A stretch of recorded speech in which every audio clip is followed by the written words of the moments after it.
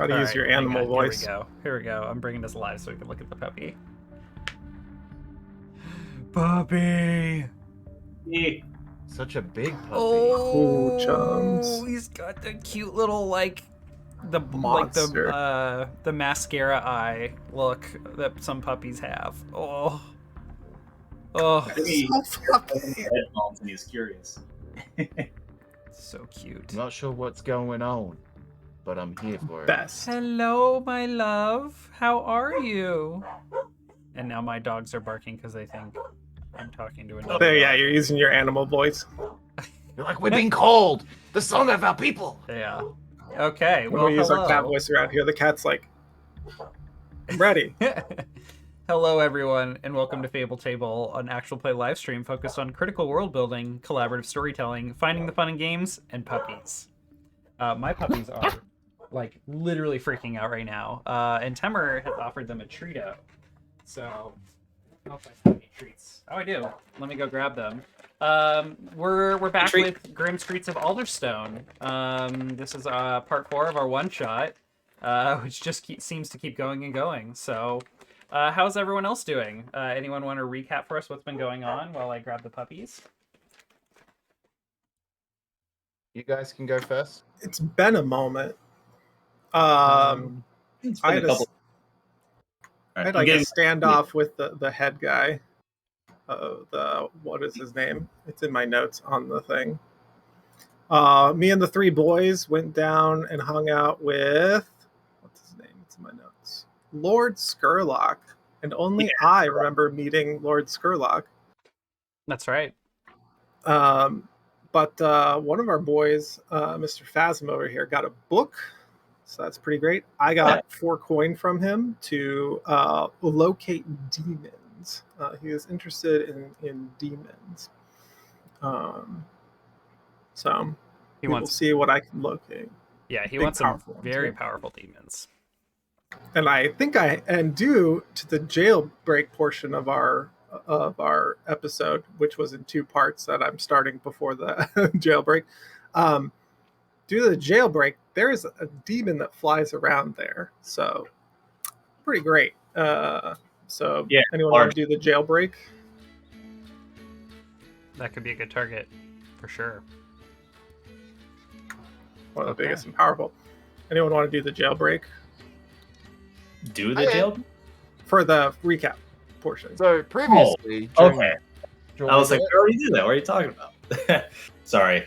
Yeah, no, you're right. You can get excited. It's all right. We haven't done this in a whole week, and last week we did our D&D thing, and I forgot to set up stream stuff, so I didn't stream it. So previously, at the jailbreak, we dressed up and convinced the guards that we were here to do a transfer for the other prisoners, and also interview another prisoner for, I think it was just further information. We were given a guided tour by the head of the prison himself. The warden walked us through every single area. We got to scope the area out, and then he graciously provided us with the target, or one of the targets. He insisted on watching, but good old Silvertongue convinced him to leave. When he did, I branded the bastard twice and put a demon inside of his body, knocking myself out in the process. The demon came to life, was told the plan, and was told to go with the guards, and was killed shortly after, while we informed the other 3 that we were planning to get out of prison. Died. They survived. We took them out with us while a massive riot was going on, and we paid off some guards to get through the front gate. It was kind of smooth, I won't lie. The dice were hot. They were hot. Yeah, y'all rolled well. We had to throw water on those bitches afterwards. We also had... what was it? We got to see the big demon that Eric was talking about, which was circling the prison and following us, and then it just stopped because we weren't the target. Yeah. And we need to follow up on the guy who stabbed my demon, because I need to now do brutal, chaotic things to his body. Oh my. You're that upset. His choices. I'm very upset. Yeah, that'll be like an investigation or something to figure out. Yeah. Who did it? I think we did our downtime activities for the second after the second arc, didn't we? Yes, I assassinated the ghost's husband. I killed him in his home, and it was very personal. And I believe she now rolls with us. Yeah, she does. I have been trying to figure out what to do about y'all having a cohort. Maybe she should be your cohort. So let's talk about that. Before we jump in, I just want to point out we're missing Eric. He's unfortunately out this week. Either forgot something or something came up at the last minute, so we're gonna play without him. But whatever job we get in on, one of the beauties of this system is you can have a flashback or insert a player later, and that was always part of the plan. But I think we should move forward with a little bit of housekeeping because you all just got a new move, or some of you took some new special abilities we need to talk about. There's the war between the Talon and the Black Hands that our friends the Talon are losing. Lord Skurlock is getting a little impatient, not seeing any results of demons in a week or two. And yeah, we have this cohort member. Let me change the music from Halfling Festival to something a little more, a little more grungy. ominous. Yeah. Let's get some interrogation room going. That sounds like a great one. So, let me pull up the game here. So on the crew sheet, you all have a cohort. And we haven't really figured out exactly who that is or what they are. It can be for a level 0 cohort because it's their rank is the same or their scale is the same as your crew's tier, and you all are tier 0. So it's 1 to 2 people, either a gang or an individual who is an expert at something. Do we want what's her name? I don't write notes because then I don't Fellwater. read them. I've got it. Okay. Should she be your cohort member? Hell yeah. Okay. We're going full Harry Potter in this bitch. We have ghosts that live in our houses. Perfect. I mean, I tried to get Belle and her brother to come, Jingle and Belle to come join us, but not quite there yet. Working on this. Not quite there yet. Okay. I'm sure there's I'm sure there's a clock somewhere for that. Yeah. So a cohort is a gang or an expert who works for your crew. To recruit a new cohort, you can spend 2 upgrades and create them using the process below. I'm also happy to reward a gang if you all fictionally do something to earn a gang, get people to work for you. Choose a gang type. They can be adepts, scholars, tinkers, occultists, and chemists. Rooks, who are con artists, spies, and socialites. Rovers, who are sailors, carriage drivers, and scavengers. Skulks, who are scouts, infiltrators, and thieves. Or thugs, who are killers, brawlers, and roustabouts. Never heard that word before. I'm in. I like that word. Yeah. I have heard roustabouts, but I have not heard it in use with clarity. So your guess is as good as mine. Roustabout definition. Oops. A roustabout is an unskilled or casual laborer. There you go. Okay. So what do you think is the most what kind of She'd definitely role do we... be which I would say she's something to do with the occult because she is a ghost, or she could be a roustabout. She could literally be a housemaid. Oh God. Or she could wander around and get knowledge for us. I don't know. Yeah, I like the spy aspect of having a ghost. Okay. Yeah, I think I like that more so far. Yeah. We can think about what she did in her life, or create that in conjunction with choosing what she's doing for us. Maybe she either something to do with the spy activity or she did something similar while she was alive. What did she do while she was alive? Nova, can you stop barking? All we know about her is that she was just in the ghost fighting pits for an X amount of time until those got broken up.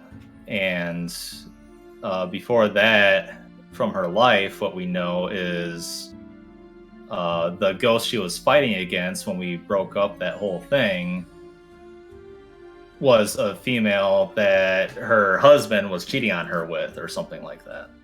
And then she wanted that bitch up is what she wanted to do. Or kill her and also her husband. The ghost she was fighting is immaterial and unrelated to her life. But the woman who was her husband's secret lover has a name I have here. It was someone called Claret. Okay. Yeah. Her husband Virgil Fellwater was a foreman at a coal plant. So she was probably like a record keeper, or like some sort of administrative assistant working for him. Okay. Yeah. Perfect. Educated. Yeah. So she's smart. Yeah. She's great with the books. That's perfect, because I don't do the books. Yeah.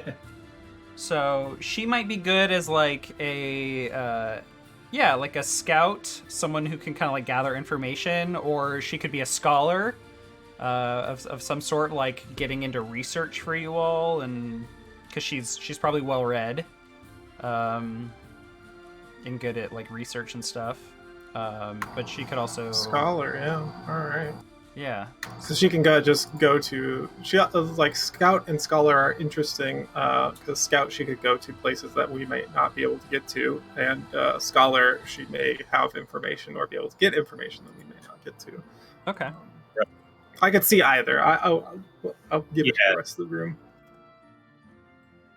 Yeah, I like them both equally as well because it's really easy to picture. Like scholar, she can literally just phase into some off limits record office or something like that and peruse and find some info and then come back to us with it. Yeah. Like if she comes along on a mission where y'all are like gathering records, she'll like be a lot more efficient at looking through them than you all who may not be. Maybe she'll be able to grab like the physical evidence or anything, but she can like help us figure out where we need to go. Exactly. How to get there. Okay. And that fits color. We've unlocked glowing mission items on missions. Mm-hmm. Yeah. Okay. So an expert has quality equal to your crew tier +1, so she actually would roll higher than a gang would. So that's good. I'm just gonna write expert. So I'm gonna list her as an elite. So because I think that's the difference between a gang and an elite is elites get +1, based on your crew tier. So that'll count. So when you create a cohort or an expert, give them 1 or 2 edges and a number of flaws. Edges, they have listed here, fearsome, they are terrifying in aspect and reputation. Independent, the cohort can be trusted to make good decisions and act on their own initiative in the absence of direct orders. They are loyal, they cannot be bribed or turned against you. Or tenacious, the cohort won't be deterred from a task. So you can choose 1 or 2 of these, and then you must choose an equal number of flaws. 100% loyal. Loyal? Okay. Mm-hmm. What do you... It's pretty hard to bribe a ghost. I fulfilled her need in surprised. life to kill her husband. Yeah. There's like a loyalty there. You know, you've done something, a significant service to her. Okay. Just the one, or would you also be interested in fearsome? So they're terrifying in aspect and reputation. Independent, they can make good decisions on their own initiative. And tenacious, they won't be deterred from a task. Ooh. Or is loyal good enough for you? Those all seem like encouraging, but I haven't But heard we the have to take downside. the So let's extra go clause. explore. Well, the, yeah, okay. let's go explore the downsides. Yeah, let's look at the flaws. So flaws. Principled, they have an ethic or value that they will not betray. Savage, they are excessively violent and cruel. That sounds appropriate given the last scene we had. Unreliable, they're not always available due to other obligations, stupefaction from their vices, etc. Or wild, they are drunken, debauched, and loudmouthed. I guess it'd be the violent one. Savage. Yeah, the one that fits here is like savage. Okay. Loyal and think savage. Fit pretty well too, because I mean, when she came to us, she was like, all I want is for my husband to be like taken care of. Like she was fixated on that. So that's a mark of like a principled person. Like she knows he did her wrong, must pay. Yeah. And then savage, like she was in the ghost fighting pit for a reason. Like there's a reason why someone chose her as their like fighting ghost Pokemon buddy. So we've kind of directed this game towards like there being Pokemon everywhere. All right. Cool. So if we go for 2 edges, I could see those both being flaws, but we don't have to go for 2 edges. Yeah. That's true. Let's just go with one of the. I like principled because she was like very to the point. This is the thing that needs to happen because this other thing happened, and whether you agree with those principles or not, that is still like being. That's her mind. Like that's her principles. Yeah, and it also fits that you can't easily sway like a ghost to change their stance on something. Like I feel like I agree with that. To that kind of principle aspect, like no, I believe this thing. I think in terms of the like savage, we can just call her like extremely vindictive. Like she doesn't have to be like savage in everything she does, like all of her behavior, but like if she feels wronged, she's coming after you. She is a, you know, the Wrath Oath paladin. Okay. She's my lady, the one that died before I got to meet her. Mm-hmm. Yeah. Well. Fucking savage, brutal murderer. Love her. Okay. Love her to bits. My favorite maid. Wonderful. So are we doing 1 and 1, or do we want to do 2 edges, 2 flaws? Oh, we need to do 2 and 2. Like it's okay. If we want, we can. I think tenacious plays very well with principled. Right. She won't be deterred from a task. Yeah. And principled, like this is my principle. I won't be deterred from my principle. Like that kind of fits nicely hand in hand, and it would be beneficial to be able to tell her, like, "Hey, we need this done," and then tenacious. Trust that she. Oh, sorry. Yeah, trust that she won't be like convinced to not do it by somebody else from loyal, and also she will see it through. Yeah. Loyal is the like no one can pay her off to like give you all up. And tenacious is like if she's there on a job with you all and shit hits the fan and like she's under threat, she won't run away, like, and prioritize herself. So that's great. Okay, cool. Glad we got the cohort thing figured out, and glad we kind of like have a direction for her character. That's really exciting that you all have a ghost hanging out and working for you. All right, so there's a couple things I want to go over that you like in the next week or so, like during all this downtime would have heard about, like going on. So let me grab my notes. So, sorry, I'm just like orienting myself in a lot of. I rolled all of the faction clocks earlier today, and there was a lot of crits. So a lot of factions Very exciting. completed their projects. Okay, so probably the first one that will like be kind of in the news. So the Mage Rights, which are the sorcerers who maintain the enchantments around Alderstone, they've had a group of like young and up and coming enchanters and Rust Brothers who have been like, oh well, you know, with all of this like new magic utility that we're building up in the city, we should like explore new enchantments. And you know, with the Blood Mist gone, we don't need to maintain the enchantments that protect us from the Blood Mist. So like we should be changing our work. And then of course like all the, you know, old guard are like, no, certainly not. You know, we have a job to do. You know, this is only temporary. The Blood Mist could come back at any point. So they've successfully those who want to do more and do different things and be innovative have split into their own faction called the Alderfissers. So the Mage Rights were a tier 3 faction. They are now a tier 2 faction, and the Alderfissers are as well. Actually, I think the Alderfissers are going to be a level 1 faction right now to start because they're new. They need to do some work. But you all were at a -2 status with the Mage Rights, but now you're at -1 because some of those people have left. And the Alderfissers, you're starting out with a -1 status with this new faction. So that kind of negative status has split up. So yeah, there's kind of a new department in the Church of Rust running the show.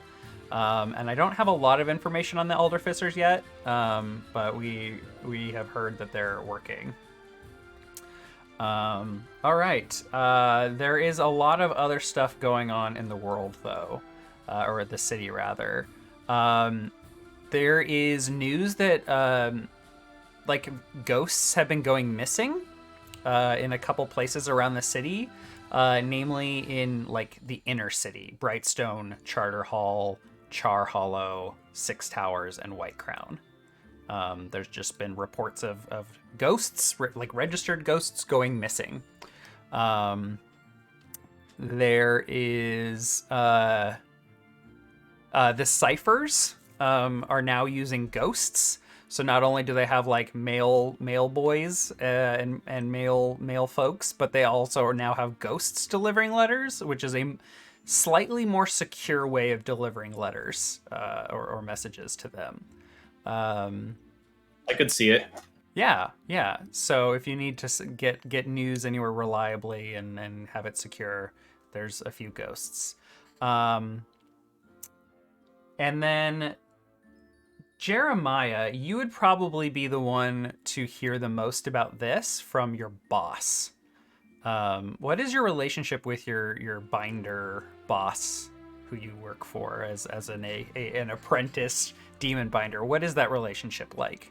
I feel like it's very work-based. I'm very curious and always asking questions, but I'm not going to the pub with him after work. Okay. Right? Like, gotcha. I'm like, have a great day. He's like, have a great day. Be safe. I'm like, always. And then I leave. Right? Like, it's not like, oh, I'll see you at the pub. Right? Yeah. Strictly work. He doesn't know me outside of work. I don't know him outside of work. Can you describe for me like what an end of day task working, or maybe like a midday task might be working for him? Like, can you set a scene for me, a conversation with your boss? I think it would be him requiring more of let's say a stamp or a material for the stamping, right? Like the brands themselves. So it would be working a forge / a hammer, right? And making them, or getting the material primed and ready for him to make them. Yeah. So the interaction is, hey, we need to do this. Go and set it up. And I already know what I'm doing, so I go and set it up. right? Okay. And it'll be any conversation with him will be, what is the order? What do you want? Right? Like needing to know what the key parts so that I can get it done properly. Yeah. So he kind of like goes over the to-do list for the day, like the particular, minutia he needs you to do, and he kind of wraps up. Is there like a workplace that you all have? Like, is there like a little like place with like some? There would be a shop, right? Like, so it'd be a workshop. I imagine what it would be, kind of like pre Industrial Revolution. So it would be an area that has different forges and stuff, and then it'd be, this one's owned by these guys, this one's owned by these guys, but they all do the same work, right? Oh, okay. Kind of like how a lot of like saloons have different like hairstylists or barbers that all work independently but share a space that's probably owned by one person. Exactly. Okay. Because the Industrial Revolution hasn't happened. We don't have machines so that a whole factory can be one guy runs it and they just have a bunch of workers under him. No, it needs to be skilled professionals at every single step because there's no machine to do all the heavy lifting. Yeah. Gotcha. So he goes over to the to-do list and he's like, and there's one other thing I wanted to talk about, and I wasn't really sure how to bring this up. It's not great news. Have you you been keeping up with what's been going on with the unionizing and binders rights, all that going on with the binders and the chauffeurs and the zips and all that? Gondoliers? No. Yeah. I've been here. So tell me. Okay. Well, yeah, the since the blood mist lifted, the church has been kind of swamped, sending all the Rust brothers out, and the merchants, the wealthy, they've been making a lot of moves, especially the big companies.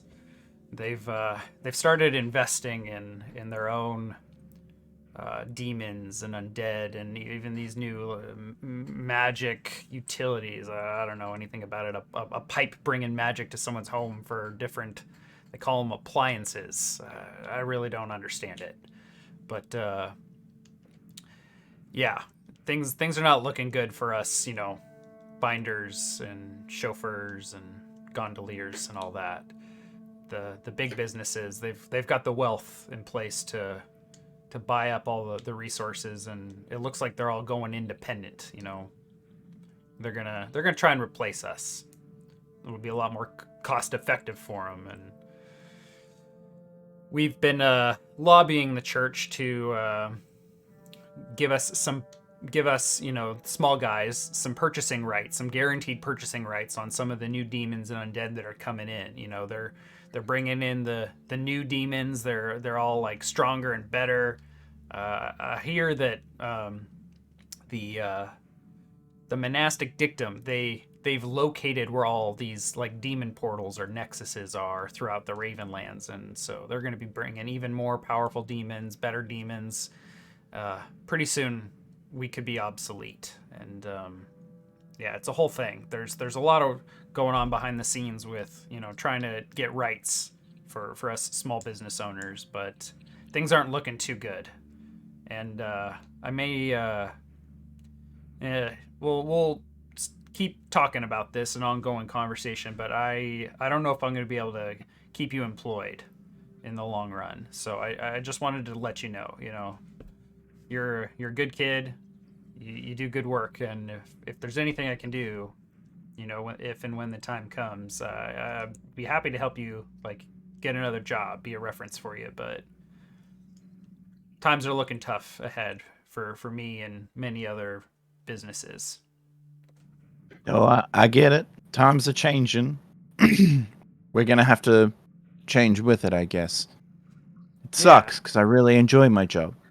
Yeah, you very rarely do I need to tell you, you're doing something wrong, or teach you. You're a good self-starter, good learner. I've really enjoyed working with you. It's really too bad that things are turning out this way. Well, I'll be here tomorrow. You tell me when you don't need me no more. All right. Well, Yeah. I'll let you know. Like I said, it'll be an ongoing conversation. But one other thing. There's some of the big companies. They're employing these fixers. This group that likes to intimidate small business owners, and they're basically union busters for hire. They're called the Splunkertons, and they really fucked over the gondoliers in some of their efforts. So just keep an eye out. If any of them come to rough you up, you get out of there and let me know.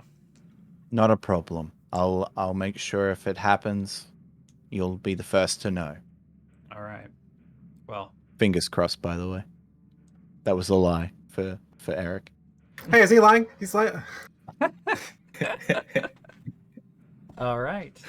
So yeah, you'd probably start hearing some things about what's going on with the unions if you kind of keep your ear to the ground about that kind of stuff. So if you have any questions about that, I'm happy to answer it. There are a lot of faction stuff wrapped up in that I will try and I feel like we need to sway a couple of large businesses to change their practices. Mm-hmm. Yeah. So the basically what's been happening is the church. Well, the large businesses have been lobbying to the church to hey, sell us all of these new demons and undead and all that are coming in. We'll put them to good work and really help improve the city. You know, they're advocating for help us make Alderstone even greater. You know, put them in our hands. We're really efficient at that sort of thing. We're investing, we're growing, and the small businesses have been trying to advocate for why that's going to hurt a lot of people, and the church is not really buying it. The church is like, well, you know, pull yourself up by your bootstraps and figure it out. We're making a lot of money on selling these demons, the money that the church needs to operate. So that's not going well. And they've been hiring, the businesses have been hiring town criers to basically badmouth unions and rights for small business owners like binders and gondoliers and ciphers and stuff. And the gondoliers have actually done a really good job at pushing back against that. They've been getting citizens very angry at the criers and throwing them in the canals. But then the Splunkertons got called in and hired to basically perform some countermeasures, and so they're making they're spinning the gondoliers' actions as really bad, inciting riots and stuff. So other people around the city are kind of bad mouthing gondoliers right now. Not my boys. Mm-hmm. I feel like we need to get rid of these union busters. Yeah. So, you know, just add it to the list of things to do. I've been chipping away at that list. I think we've only got 2 side tasks left. And what are they right now? I believe we have one. We need to go and find a relic of Worm or learn more about Worm. Oh, yeah. We needed to kill off the husband, which I did. And we needed to do one other thing. Find a demon demons. Powerful demons, and there was one more, and it's slipping my mind right now. God damn it! Quint was told by the dockers that someone is looking around for him, a ghost binder who wants compensation or his ghost back. The ghost that you released, Quint. Right. Okay. There's also there's also something. There is also the Rourke problem. So the old head of the Grey Cloaks mysteriously died somehow, and Lissa has you solving the ghost problem, and Belle has me solving the ghost problem, but in reverse fashion. Yes. Separate sides. Yes. He has helping her, but really it's this guy's my homie. He's more invested in this than I am. So, sorry. Yeah. So there's a lot going on. I mean, last time I think someone said like we should join the fight against the Black Hands. Or subterfuge, the Black Hands maybe. Mm-hmm. My current stance is the Grey Cloaks should come join us. Probably.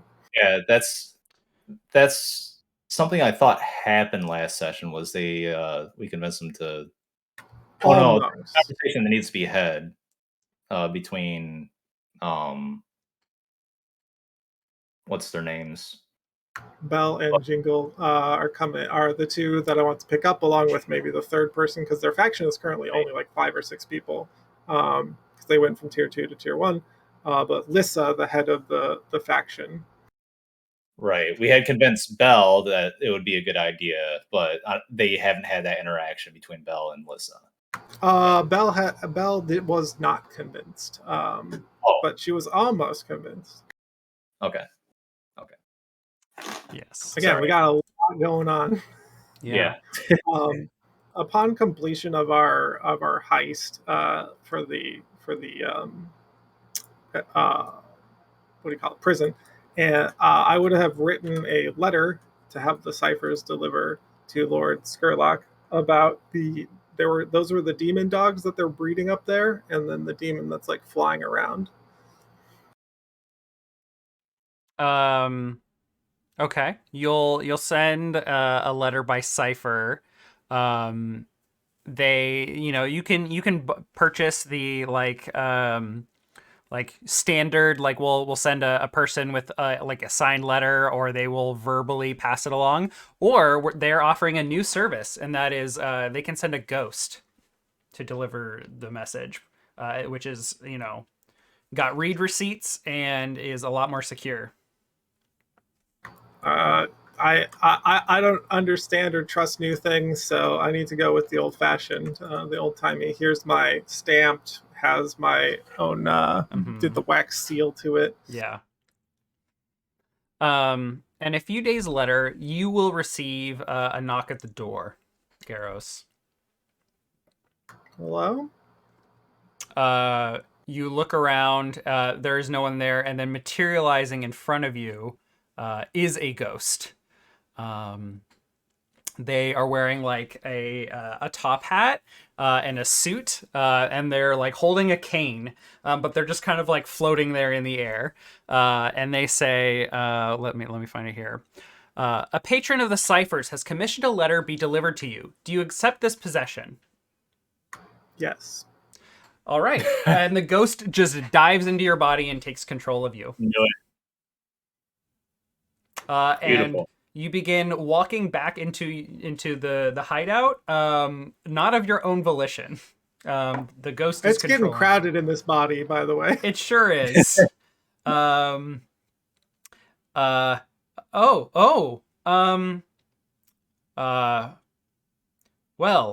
this is a first for me. I see that you are not a usual customer of ours. No worry, I am bound by a sacred oath to maintain confidentiality. Not a word will be said of this to anyone. In fact, it is bound by magic. I cannot. Thank you. Is there a quill and paper and inkwell nearby? Let me go. Since I'm being like maneuvered around by the ghost, yeah, my office is back and to the right. Very well. And they like walk your body towards your office and begin writing down a letter from Lord Skurlock. You got a swagger like you have a cane, but there's no cane there. Is it in demon or is it in like common? It's in the standard tongue. And it basically boils down to like, dear Garros, thank you for your letter. I understand that from your information that there are plenty of demons available. However, my request was delivery of demon, or capture of one for me to come to you and take possession of. If you would be so kind as to let me know when you have a demon in your possession that it would be worthy of the task I've set you upon, I would be so gracious. Lord Skurlock. Love it. All right. That was the message. I will now be leaving your body. Thank you so much for your business. Thank you. And the demon pops out of your body and leaves out the way they came. And they just go through the door. He's a ghost now. He's possessed by a ghost now instead. No. Just changing your character's race just over and over again. I'm a demon now. Fine. Now I'm a ghost. I'm a demon. I'm a ghost. That's if he decides to change class. Is to say I had any class in the first place. You classy. You're Don't very lie. classy. All right. Alrighty. All right, boys. Do we have a game plan for this session? Do we have a mission? I like to tick things off. Let's go. I would prefer not to be the demon that Lord Skurlock is looking for. But I would not say that to you all, but I would say the Lord Skurlock is probably going to be the most impatient of our current problems. Yeah. Rich people, am I right? Yeah. Fair. So there is one other task that might be an option for a mission today. Quint, Travis, we need to talk about your new move, Ritual. All right. Yeah. Do you want to break that down for us? Yes. I've got that here. You had been sharing some thoughts with me off mic or off camera. Yeah. I'll just go ahead and link it. So last session, I was able to advance my playbook advancement to the point that I was able to take a special ability. I chose Ritual, and upon picking that, I gain access to a ritual that I can cast. And these things are, the book makes it very ambiguous, like you basically make it up, converse with your GM, and the two criteria that a ritual requires per the book is essentially like, think of what you want it to do and then explain to the GM what makes it weird. So there has to be like a weird element to it, and that's it. Like here they have a couple of examples. You have free reign. What I want for this ritual is for it to be kind of on the higher power side. I took inspiration from one of the examples in the book that has a clock that ticks every time you cast it, and once that clock is up, I think in that particular ritual, essentially the character is useless. So something like that is cool. Or we can come up with something else. But what I want to do is I want Quint to be the focus of this ritual. I don't know if the rest of the crew needs to help perform it or not. Mm-hmm. Quint is the focus, and it's more specifically focused on his mask and his use of it. Ooh. So he has to have the mask on in order to maintain the effect. Once the ritual goes off after like an hour or something like that of casting time, I'm thinking there's like an area of effect. Either an area of effect or Quint can focus on targets as he goes through the mission for the day. The effect being he can get some sort of a benefit to study or survey. I don't think hunt applies. Yeah, so probably like study or survey type checks to gather information as he's using his attunement to extract information from minds of people nearby. The other effect I would like is once he severs the connection via removing his mask, the people in the area, or perhaps the people that he has tapped into for information, remember the events of the last like however long he had the ritual up differently. Like it scrambles their memories. So say we were to go into that prison and do the prison break. If we did this ritual first, he goes in, he taps into the warden's mind to try to get information that he needs from him. He taps into guard A, guard B, and then when it's all said and done, he removes the mask after we had, like, say they were hot on our heels or something and we escaped. After he removes his mask, the warden and guard A and guard B don't remember the events correctly. They get their own scrambled version, and that can come in the form of like reducing the amount of heat we gain. Depending on the role, I think all rituals have to have an attunement check associated with them. So if I roll well, maybe we mitigate like 3 heat or something like that. Mm-hmm. I roll poorly, total failure, maybe it adds a heat, or maybe it adds a entanglement, I think they're called, or something like that, as someone the connection accidentally reverses and someone gets insight into Quint's mind instead. So it could expose something. All dependent on, I want it to be dependent on the role, and it could go poorly or beneficially, but when it goes well, I want it to go really well. Yeah. Okay. Yeah, this is really interesting. What were you saying at the end there?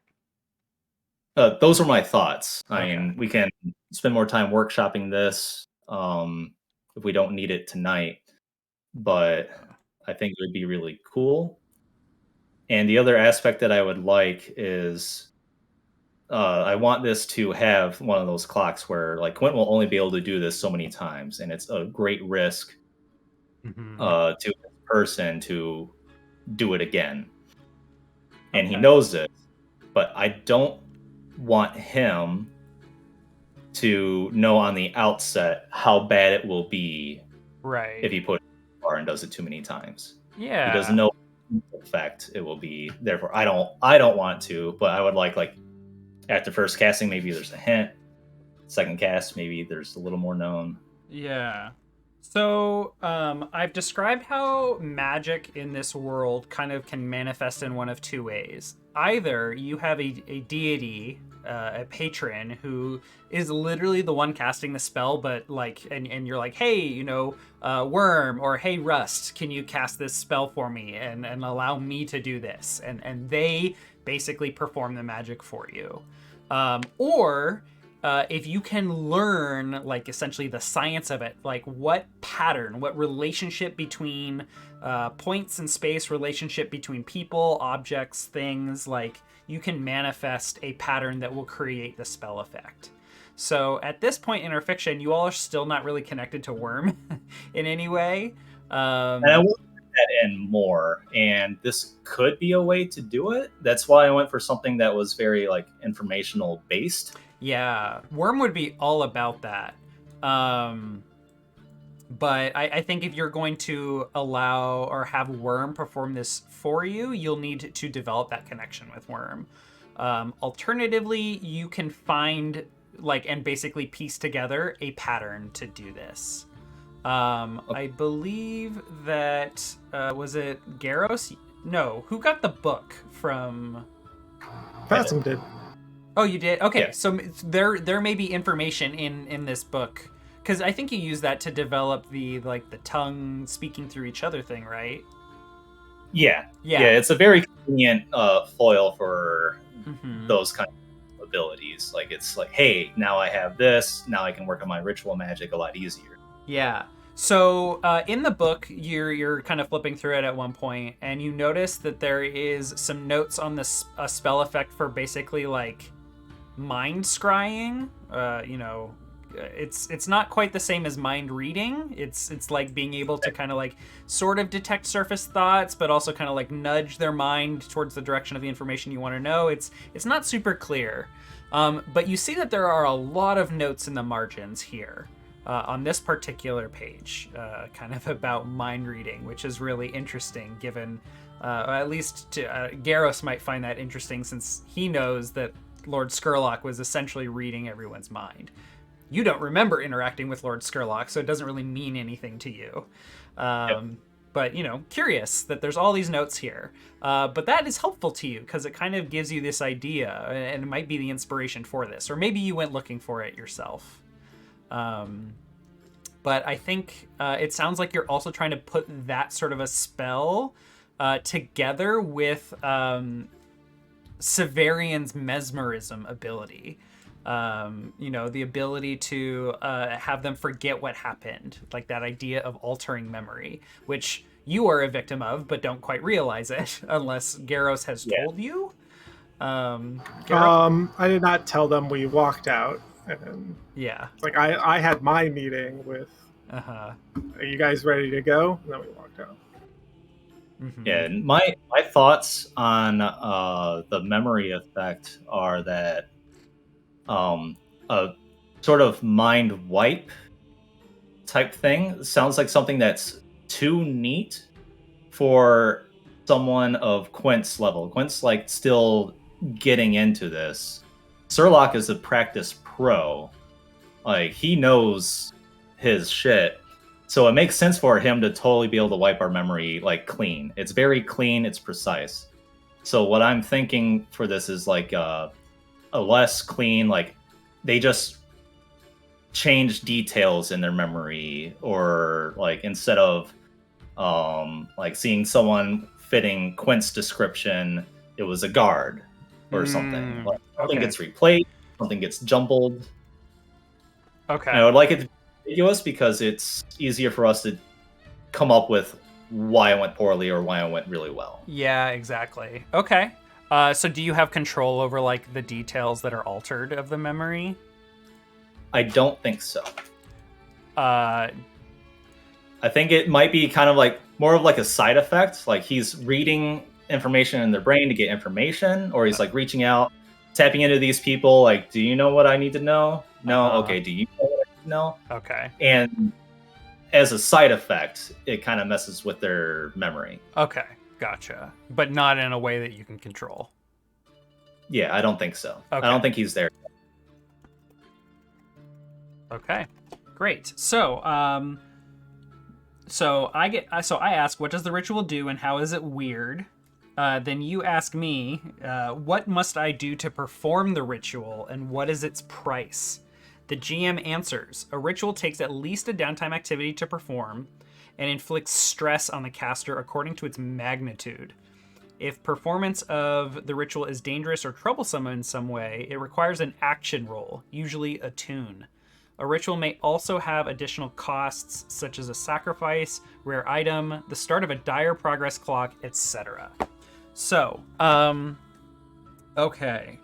So to perform the ritual, so you're putting together a pattern. I think that if you are doing this on a single target, I'm gonna write this down and then I'll in my notes, and then I'll copy and paste this all over to you, because you've talked about being able to target a single person or an area of effect. I think if you're targeting a single target, you simply must put like a token that possesses a pattern, like for the mind scrying, on their person, or on their body. Object with pattern. Pattern on the person. If you are targeting people in an area, you must find a way to manifest that pattern in like in the circumference of the area. Like, so think Full Metal Alchemist. Have you seen that anime? Oh, hell yeah. Yeah. Brotherhood. Yes. Good one. Yes. So like you create a giant transmutation circle essentially around the space. So that could be a building, it could be a district, that could be the entire city. The bigger the area, the more stress you're gonna take. If you're doing this on a single target, it is no stress. And then by order of magnitude of size, increase stress. So, a room would be 1 stress. A building would be 2 stress. A city block would be, or a large building would be 3 stress. A district would be 4. Multiple districts would be 5, and the entire city would be 6. So let's take the city block example. Mm-hmm. What would setting this up at that scale look like? Is it like he's strategically placing tokens in certain areas where people are not going to kick it over, but he needs this is these are the stars in the constellation of the pattern throughout the district? Yeah, essentially. Okay. Yeah. And you have or these... carving a symbol or something, like carving one of these quote unquote stars. Maybe it's a small version of the symbol, and then he has to go to the next point and then carve it there. I think either you can put down tokens that have the pattern, the whole pattern, you put a token in each of the spots corresponding to that pattern, or you can carve it in physically. But yeah, you basically do a connect the dots and create a constellation. I dig it. Yeah. Okay. So let's see what else here. We have stress.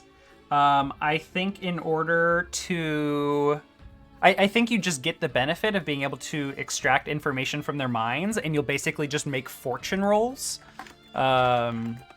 with questions. Okay. And that'll just it'll just be a fortune roll with study or hunt or survey, whatever you're using. To kind of gather the information, and there's no risk. It's just what's the quality of information that you roll. But you into allowing me to use a tune for those checks. Yeah, that's fine. That works for me. Make fortune rolls with a tune. And then so those are fortune rolls, and then for the side effect, you must make an action roll of attune to see if the side effect, the mind wiping or alteration of memory, how is basically is that useful or harmful? Yeah. Determine effect. Okay. So and then. Depending on again the magnitude, that will be either controlled, risky, or desperate. So the larger the group, the riskier that will be. Okay. And then finally, by picking up this ritual, you are starting a clock. I'm thinking a 8-segment clock. Okay. And depending on the magnitude of use, it will increase that clock. Okay. Yeah, so it's really about how many minds are you investigating? Maybe single use. There's a chance. There's less of a chance that it's going to be drastic enough to tick the clock, but anything larger, it's definitely ticking 1. It might even tick twice, or something like that. Exactly. Or maybe I'll make it a larger clock. Maybe I'll make it a 12-segment clock, and I'll list for you based on a person, a room, a building, a city block, etc. How many ticks that manifests. And then when that clock completes, something major will happen. Right. To be determined. To be determined. I already have a couple of ideas. Yeah. Yep. Okay. Awesome. I don't think this is particularly dangerous to perform unless you really like fuck up the mind alterations roll. Yeah. But you're rolling with a tune, so you've got like what, at least 3? Yep. In a tune. Right. Yeah. Great. Okay. So I don't think that means that there's any follow-up needed job wise or action wise to manifest this ritual. You have it. Yeah, this is the one that like is the freebie that comes with the ability. Any ritual I figure out after this, I think in the book it's you have to make a roll or something like that, or it encourages a roll, or it'll be like a project. Oh, that's what it is. I think it's like a downtime project to learn a new ritual. Yes. And you determine how many segments that clock needs in order to learn it, depending on what it is. Exactly. Okay. All right. So I think we're at the point where we're ready to figure out what do we want to do. I don't have a specific job planned. If you all don't have anything in mind, I can just come up with one on the spot. I can do that right now. But if there is any particular agenda or anything you want to address through a job, let me know. Is anything? The ones at the front of my mind are the start the demon collection stuff, or the other one is work on sorting out the thing with the talon and the black hands, or whatever that result would be. I have a thought on this. Oh my god, my voice just decided to get croaky. The demon one put on the back burner. I want to, as a character development, when I start leveling up, I want to start working on opening my own demon portals and learning demonology. So we can use that to help solve that problem. We'll literally find our own demon and make one. So I think doing the Talon one and finding the ghost of the previous leader is something we can do as a smaller group. And it's less risky. Okay. And you get to do some of your ghost shit. I want to see this. Yeah. We might get to kill some town criers on the way anyway, so I'm kind of down. Okay, sorry. I was just finishing up my notes. What is it that you want to do? We're going to go work with the Talon. Okay. Work on finding their boss, their ghost boss, and putting him in a jar, I reckon. I don't know what the other boys' plan is, but I think keeping him would be pretty cool. Yeah. Okay. Do you agree with that, Eric? Yeah, I'm down for this, and I will probably leverage my next downtime activities to work on finding our location for a demon or something like that. Yeah, sounds good. Okay.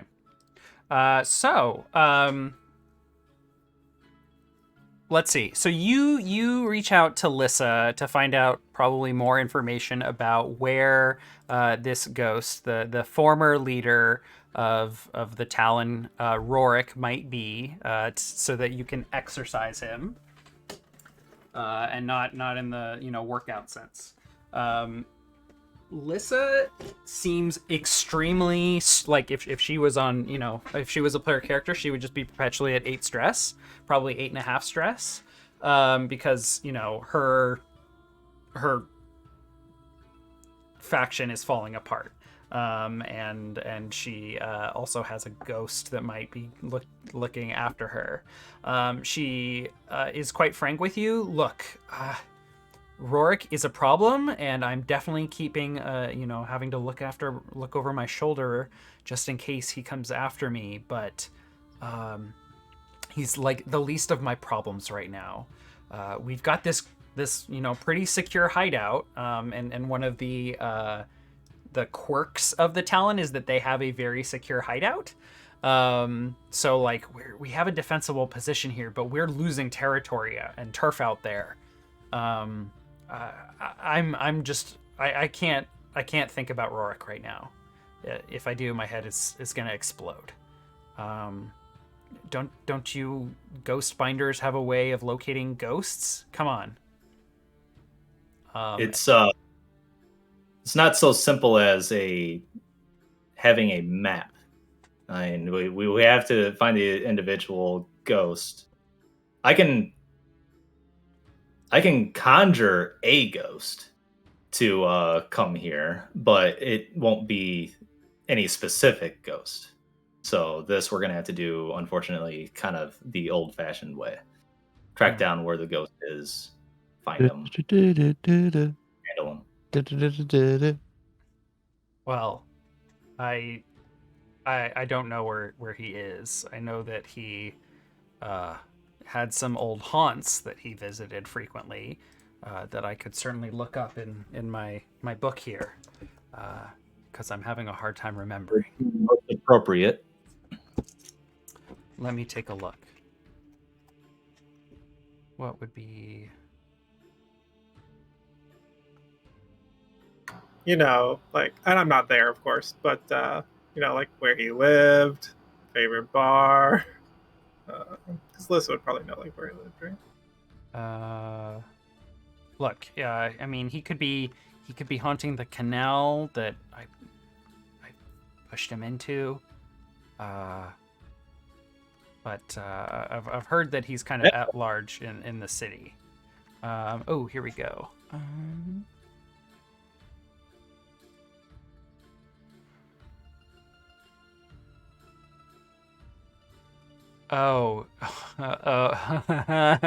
Okay. He also used to spend a lot of time with a woman named Maha, Maha. They were quite close. She lives in Brightstone. She may be putting his ghost up. I'm not really sure. Here, I can give you her address. Please. And she gives it to you.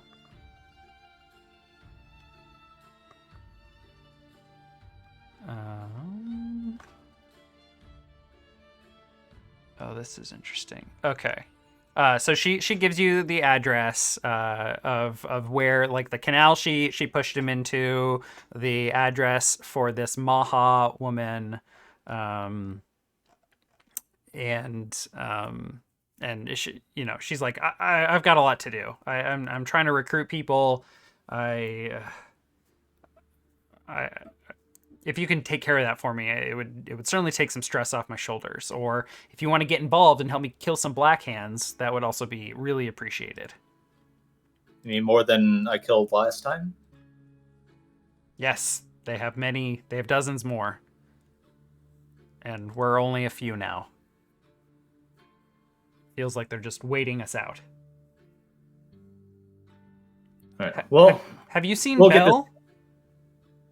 Belle? Yeah, she. What's that? I have not seen Belle. No. Damn it. Okay. I've been spending too much time researching dark arts and, you know, tools that help with fetching of ghosts. Okay. Well, if any dark arts come up that could really help me out, I'd really appreciate it. But yeah, go look for Rorik, I guess. Thanks. She seems a little ungrateful. Okay.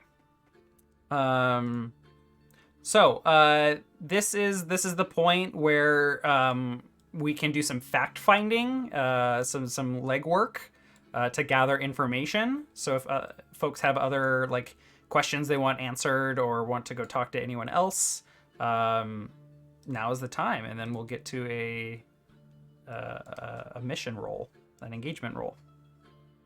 Okay. The ritual requires a downtime activity, but we already use our downtime activities. That's right. And I don't have, like, a good, like, target for this currently anyway. So it might not be useful in this. Right. Maybe later. I was tempted to hand her, like, a token for her to keep in her pocket. That could be a flashback if it comes to it, but I wasn't sure if she would have any more information really for this. No, it doesn't seem like it.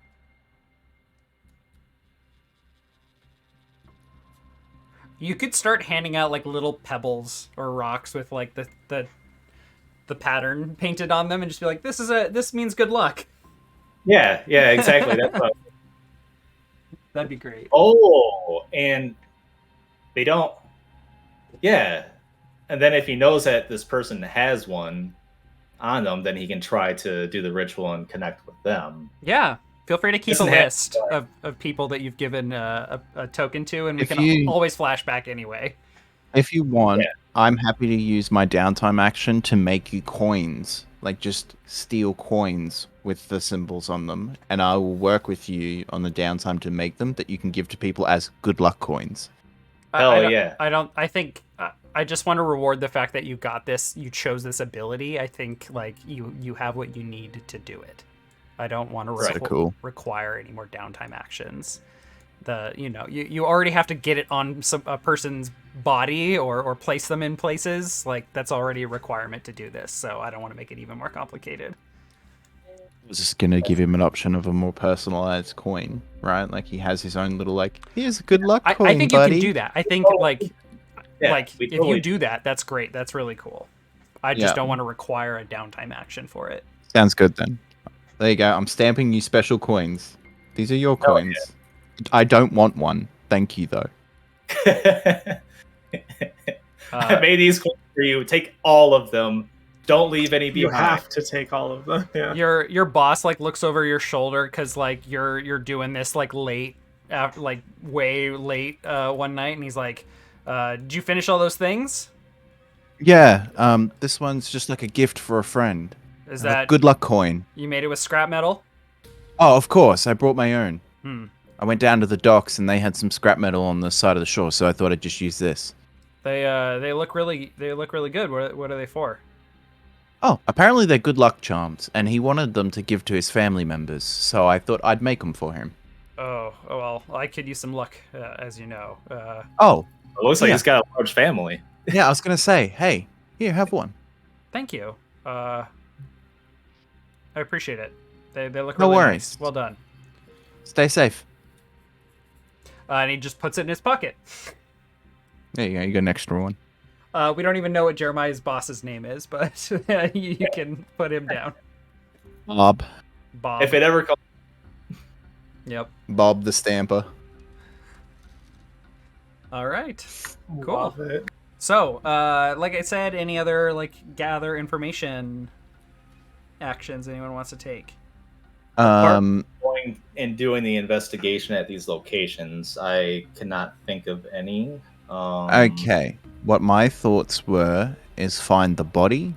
So we need to... I'm thinking of studying like a newspaper or something, finding the old newspaper saying that he was reported dead and finding his body. Ooh. And then we can use his body as a conduit to finding him. That's really good. Yeah, like... Okay.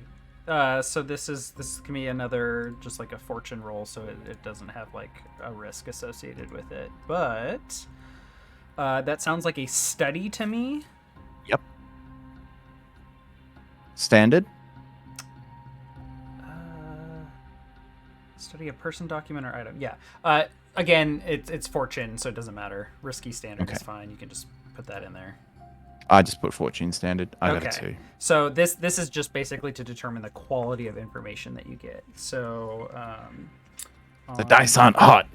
Gather information. Let me just. Oh no. Gather. Gathering information on page 36. Okay. So, this is a limited result. You get incomplete or partial information. More information gathering will be needed to get all the answers. So his body was never recovered.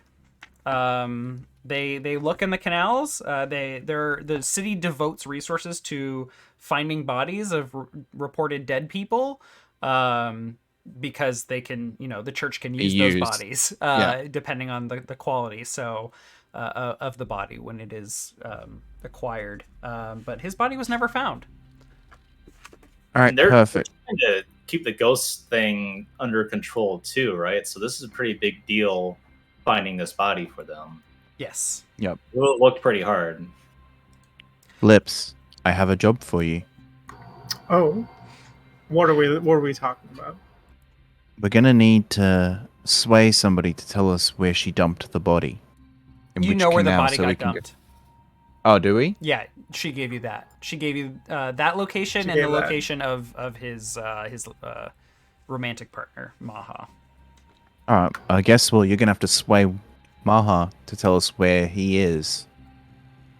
Save us some time. I couldn't find anything. They didn't recover the body. Yeah. One of the things is while we're in their territory, because Nick, I assume that it was dumped in their territory. I don't actually know, but or if you've decided. But if we are in their territory, the Black Hounds will probably be over our shoulder the whole time. That's okay. They won't even notice me, so I'll walk with you. If we have any problems, we'll be adding more corpses to the river. Or the canal. Love that. Go to talk to Maha about her involvements with Rourke. Okay. I would disguise it as further investigation of his body was never found. We're following up again. Hello, we're the Ghostbusters. We're looking for your husband's body to make sure he hasn't become a ghost. Give me 1 second.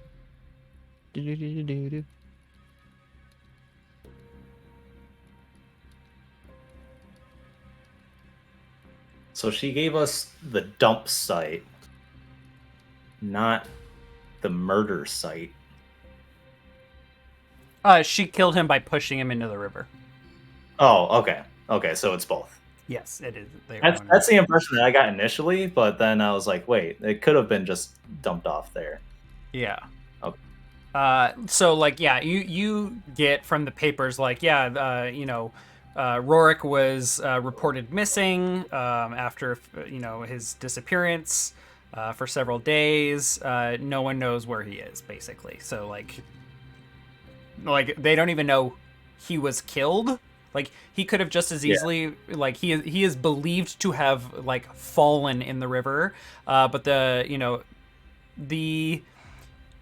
you find a similar article, a publication from the Creed of Flowing Ink, that the tabloid, and they're he definitely got offed, but in a gang fight, and the tabloid basically speculates on all the different gangs that could have been responsible. Okay. An inside job is never mentioned as a possibility. Dun dun dun. Hey, can everyone just make me a 1d6 roll, please? This is a fortune roll to see if y'all know who Maha is. Shit, it's some badass shaman or some shit. So Quint, you got a 5, a partial success, while everyone else got a failure.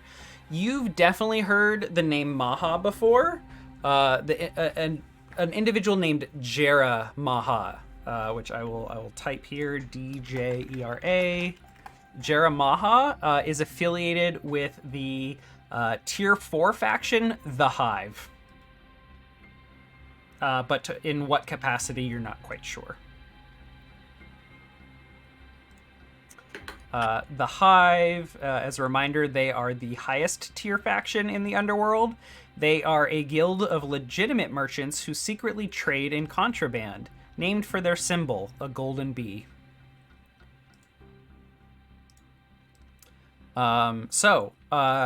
Maha, a legitimate merchant, you find, is in a very nice house in Brightstone. It is essentially a manor. The manor of a merchant. I mean, can we even get time from her? So you knock on the door, and a butler receives you and asks, like, we were not expecting a call from you. What was your name again? I would probably just give him my name because she might already know of me. Garros. Garros. Yes, you're not on the agenda for today. Do you believe you have an appointment?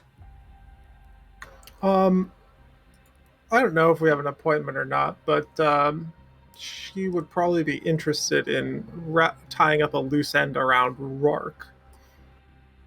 Master Rorik. Yes. What kind of loose end? I heard the body was never found. You have information on Master Rorik's corpse? Not yet, but we're looking to get some. We are looking to get more information around this, and I believe she would be the best source for this information. Okay, I'm going to I'm going to need some sort of check from you to convince him that this is worth her time, since he is a gatekeeper right now. Yeah, I need to. I am giving him the like matter of fact, and I'm disguising myself as like somebody more important than I am. Okay. And that we have more power than we do. So I'm like manipulating him in this way. Okay. I'll try to sway him. Yeah, I'll say that that just makes this a fortune roll. There's not going to be a risk here, but otherwise, if you showed up in like thug clothes, it could be like a little weird. But yeah, give me some sort of social roll here. Lips in a thug clothing? What the fuck? Yeah, well, I dress nicely. He's in a suit when we're digging holes in the cemetery. That sounds quite interesting, but unfortunately, Jeremiah is not in today. She is out conducting some business. A busy merchant that she is. I would be happy to put you on her agenda for tomorrow. Yeah, that would be great. Tomorrow will work. Okay. All right. So, we reconvene. And I say, it's going to be tomorrow. Does all of us want to go? Or like maybe that's the start of the like mission, as it were. Okay. Did you have any other things? Get anything? Yeah, I was going to say, do you have any other things you want to get? Some other leads? This was going to be. It wasn't going to be through this particular character, but if it is through this particular character, like that's fine. We can take up multiple leads, like it's not a negative. And also, Quint, think about getting yourself a very nice jar to put him in. Oh, yeah. I've got spirit bottles, so sick. I always have access to them. Okay. Yeah, I think we're ready. That evening, Belle bursts through the door of the hideout, and she says, "I think the Black Hands are making a move. There's a big gang gathering outside of Griffins They don't look Black Hand, but I don't know who else it could be. Do you need a safe house here for you and Jingle? Jingle's in the hideout. So are the rest of the Talon. It's just that they were starting to surround the building. I didn't think I could get in safely. I didn't know where else to go. I looked at the crew. I think we'll do this for you, but I think your faction is at the end of its rope. You might want to reconsider joining us after this. I can only think about my brother right now. I just want him safe. And everyone else too, if we can. I agree. What do you say, boys? Probably tinkering with my demon clock, and I'm like, I just made sure he got out of the prison alive. Now I have to save him again. This kid owes me more than one lifetime. And I like put my shit down and I grab my mask, and then I come from around the corner where she can see me. I'm like, okay, let's go. All right. Well, I'm up for a night of excitement. Okay. So on the way, she says, "Yeah, it looked like a couple dozen people, thugs. Again, they didn't look like Black Talon, but they had a ghost with them too." Interesting. And she begins to, oh fuck, no, she would. Hang on. Oh yeah, she just straight up says, it looked like Rorik. But Perfect. he We're looking for him. Yeah. I thought he was gone. I just don't know why he would be with the Black Hands or whoever they are. Let's go find out. Okay. So, this it sounds like you missed your opportunity to find Rorik during the day, and now he has come calling on the Talon. So, we're about to engage with them. I need to know how you want to approach them. Let me pull up the notes on engagement. Yeah, rules. can we remind of the options and make a choice? And maybe Yes. there's like a little break Yeah. involved here. Yeah, let's take our break right now while I get this information pulled up. We will be right back in a few minutes.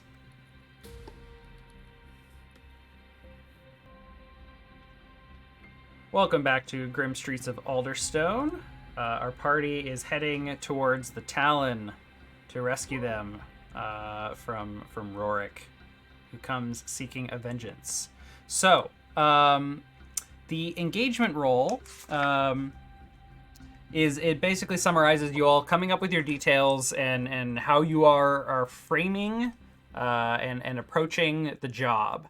I think this doesn't really leave you all with a ton of time to plan because Belle is like, we gotta go, I need your help. I don't know if there's a lot of opportunity to plan, but there are 6 different types of plans, each with a missing detail that you need to provide. So this is really just going to frame how do you all want to approach the situation. Like the scene is like we like there's this building, this hideout is surrounded with thugs, with Rorik the ghost, and basically you all show up on the scene, and it could be like, hey, what's going on here? Or it could be guns a-blazing. So the plans are assault, do violence to a target, deception, lure, trick, or manipulate, stealth, trespass unseen, occult, engage a supernatural power, social, negotiate, bargain, or persuade, or transport, carry cargo or people through danger. So not only is this like how you all are rolling up, this could also be like, what's the plan to get them out or get the people, the Black Hands, or nope, the Talon safe. Yeah, I see it as we can either try to solve the engagement problem or do like a transport focusing on just getting the people we want out safely. Yeah, this sounds like a social problem to be solved where, Lissa, here, you have to live a life of regrets for what you've done to Rorik. Mostly because I'd like to hear their side of the story. I really want another Pokemon in a jar, I won't lie. So, I'll follow your lead. I'm definitely packing heavy this one. Oh yeah, shit. Everyone should clear all your items and pick a load. I mean, I'm heavy. I mean, let's be honest though. Like, how much time did you have to grab stuff, or did you take time to grab stuff? Yeah, I'm going light. Okay. And that's just like, you know. Actually, I do want to know how, like, did you all, like Jeremiah, you say you're going heavy. Did you, like, were you, like... I was the last one out the door, right? Like, they were like, oh, she's like, you got to go. And the moment I heard her carrying on, I already knew he was like, yeah, we're going to help. So I put down my tools. I commented, put my mask on, and I probably, like, started getting a steel plate to, like, wrap around my guts as armor. Oh, wow. Right? Like, I'm straight away just putting on body armor. Like, I guess I'm gonna have to fight like 12 people way bigger than me. Like, I'm gonna need to be ready. Yeah. I'm choosing light because I also maybe carried one item like for him out and he was putting it, you know. I'm like, we gotta go. I'm putting stuff into my bag. Like, I'm just grabbing things off the shelf. I'm like, here, take this. I'm just like fucking loading up a bag. Jeremiah and Quint, what load are you taking? I'm gonna take normal. And I think light, like, he's always got a light load on him, so normal is like he just reached back and grabbed a couple of things. Okay. So, I would like to... So, part of the reason that this game has you choose load is because sometimes you can impose consequences, like additional heat, if like, you're somewhere where you shouldn't be, like, and you're just totally decked out. This is a matter of urgency, so I want to ask... if you all don't tell me how you deal with, like, making up for lost time by grabbing all this stuff, Jeremiah, like the consequence if you can't successfully do that is you lose a die on the engagement roll because you're slow. I feel like hold up. I want to use my connection to have a transport come and drive. Like, we're going to take a chauffeur to the location so that we're not on foot. Okay. For the lost time of you gathering your stuff by getting there faster. Okay. So it may not be that Sven is available, but you're like, hey, Sven's my buddy, and this is, you know, I'm using my calling card. My mate card. I owe you some beers, I promise. Yeah. Okay. Great. Give me a consort roll, please. This is... is this a fortune? Because I don't have any dice in this. This is going to be a fortune roll because it's determining whether or not you're losing a die here. Okay, here we go. And you take +1 on this for having Sven. Can I take stress and then get an extra die? Yeah. Yeah, absolutely. 100%. Alrighty, here we go. I need all the help I can get because I take the lowest value. Fuck. No, if you're getting extra die, you go from... Yeah, and you get +1, you just roll 1 straight up. Yeah. So you're getting 1 from Sven being a contact, and you're pushing yourself. So this is actually +2 dice. Okay. On the roll. Well, I didn't have any in the actual skill. Yes. Okay, so that is a 4. Alright, cool. Okay. So there's a consequence here for a partial success. I think that you will not get the negative die on the engagement roll because you succeeded. But I think it's going to cost you a coin. All right, I can do that. Okay. I pay.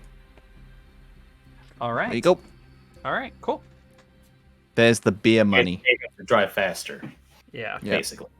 All right. Okay. So you all are on this gondola, cruising your way down the canals, rolling up on Griffin's Burrow. What type of plan?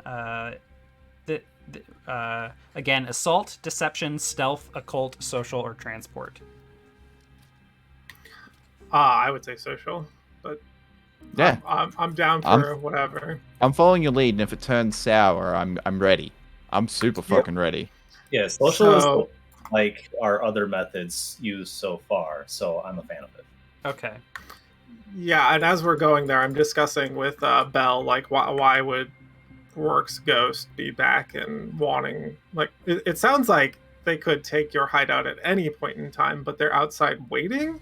I'm not sure what that means. Okay, so This is one of those weird ones where I haven't given you a specific score, and you're kind of self-defining what that is. Like, are you all like, is the goal to what is your goal? Like, what are you trying to accomplish? My goal is to have Belle and anyone left over at the end of this join us, and Lissa be given up to the boys out front. Okay, and you're using your social connection, which is like you're gonna just try and talk to Lissa. I was going to talk to the boys out front. Oh, okay. So you're going to roll up on them. Okay, gotcha. All right. So your social connection is you know these people, and you're going to just try and appeal to. Yeah. Number one, Lissa is putting Belle and Jingle and the rest of her faction at risk by continuing on with this charade that she can still take on the Black Hand. And number two, from what I've heard about what she's done to Rourke, I really want to know what these boys have to say. Okay. So, once the players choose a plan and provide its detail, the GM cuts to the action, describing the scene as the crew starts the operation and encounters their first obstacle. But how is this established? The way the GM describes the starting situation can have a huge impact on how simple or troublesome the operation turns out to be. Rather than expecting the GM to simply get it right each time, we use a dice roll instead. This is the engagement roll. So, we start with 1d6 for sheer luck, and then modify the pool for major advantages or disadvantages. Is this operation particularly bold or daring? Take plus 1d. Yes, this is bold and daring. Is this operation overly complex or contingent on many factors? No. Does the plan's detail expose a vulnerability of the target or hit them where they're weakest? Yeah,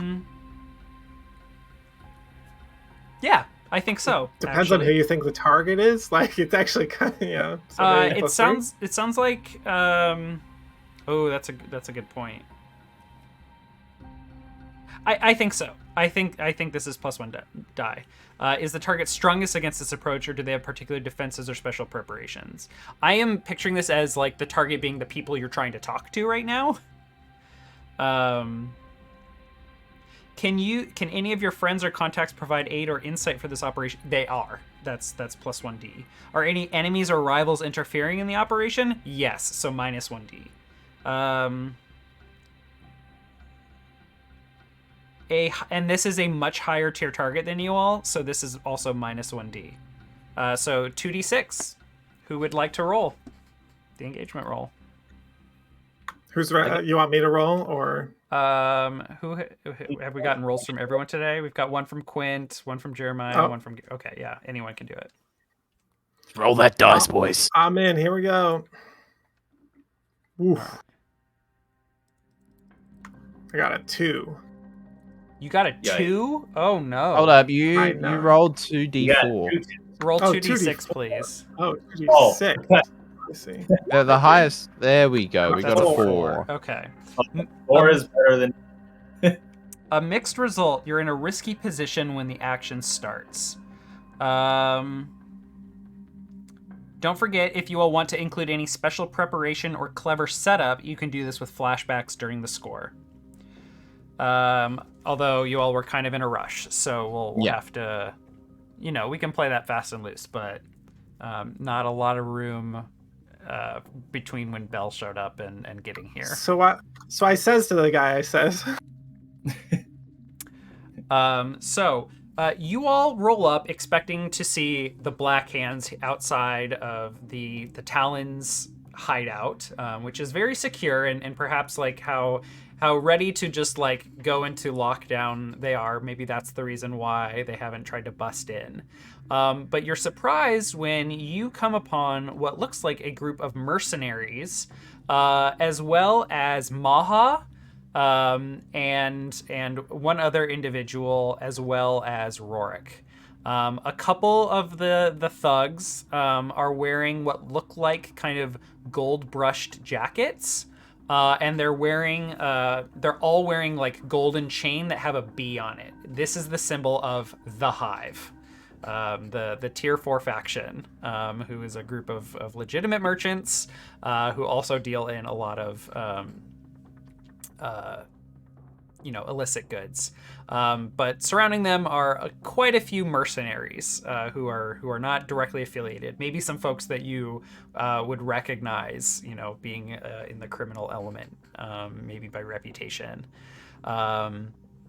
So you roll up, and you are in a risky position because they're getting ready to bust down the door. They have a battering ram. And Maha is out here with Rorik, and they look furious. Rorik is just floating there, saying like, Maha, I can't even go in there. I can't look her in the eye. And Maha just like nods at him and says, Lissa, this is your last chance. If you don't come out, we're busting on the door and you and all of your friends are dying. It doesn't have to go this way. You have till the count of 3. 1. I step up. I'm clanging I had a drink in my hand when Bell broke in, and and I'm clanging it with my ring finger. Ding, ding, ding, a toast. I thought we were on for tomorrow, but it seems like we're on for tonight. Maha, can I have a moment of your time? Mercenaries whip around, blades and crossbows drawn, all pointed at you and anyone else who is standing with you. But if y'all want to enter, I'm standing up front in front of my boys as they're watching me. So it's just, you see Gyros there. Yeah. Who the hell are you? Gyros. Get the fuck out of here, Gyros. Walk away. I step forward. I have an appointment with Maha herself, and I believe can potentially get her what she is looking for. Give me a sway. Risky. Give him that desperate. Give him that free XP, baby. Give it to him. No, you all start in a risky position. I mean, this could easily turn desperate. I think this is risky limited. Let me double check the definition of limited. Standard, limited, great, extreme, 0. Risky limited. Yeah. Yeah, I summon my inner Lord Skurlock. Why would I be standing out here in front of you by myself if you weren't peasants to me? Mm-hmm. Look as I step forward. Yeah. And you said risky limited, or yes, did you want something else? This is risky limited. They don't really give a shit and want to stop right now. Let's see here. Risky, submit, limited, submit. And I want this to go well, so I'm going to push myself for 1 bonus dice. Okay. This is the moment. Yeah, give me 1 sec here. So really quickly, this is not something that we've talked about a lot. Each district actually has kind of a modifier to rolls in certain conditions. Griffinsboro has, you can take a devil's bargain at any time for +1 die for violent actions, but ghosts will lash out. Years of murder have made this the most haunted district. That's sick. So yeah, I'll add +2 stress, and I will click the roll button. That's I got a 4. Okay. It's not great. You do it, but there's a consequence. You suffer harm, a complication occurs, you have reduced effect, you end up in a desperate position. I think you end up in a desperate position here. I think she says, seriously, whoever the fuck you are, I don't care if we have a meeting. I'm doing business. And she nods at the guys, and they begin ramming the door. So I'm gonna start a clock. Let me go ahead and pull up the map for our viewers. I'm gonna start a 6-step clock.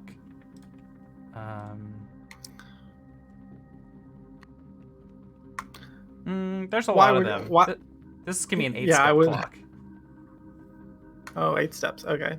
I would want to reply to her. Why would you want to break down the door to your brand new hideout that you're about to have if we could have a conversation about that? maybe I have the key that you're looking for.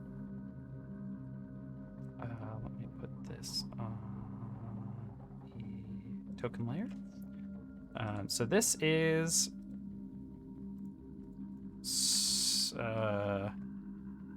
I'm just gonna say the hive, or breaking. I'm gonna say battering ram.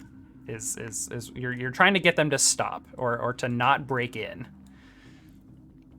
Yeah. Okay. Okay, sorry. That is going to be a 6-step clock to stop them from breaking in. Fair. So actually what I'll do is I'll just advance this two ticks. And it is a 6-step clock, so I don't have to set up a new clock. Okay, we need some more action here. So really quickly, what are the rest of you doing as they begin ramming down the door? Quint has his fine spirit mask on. Mm-hmm.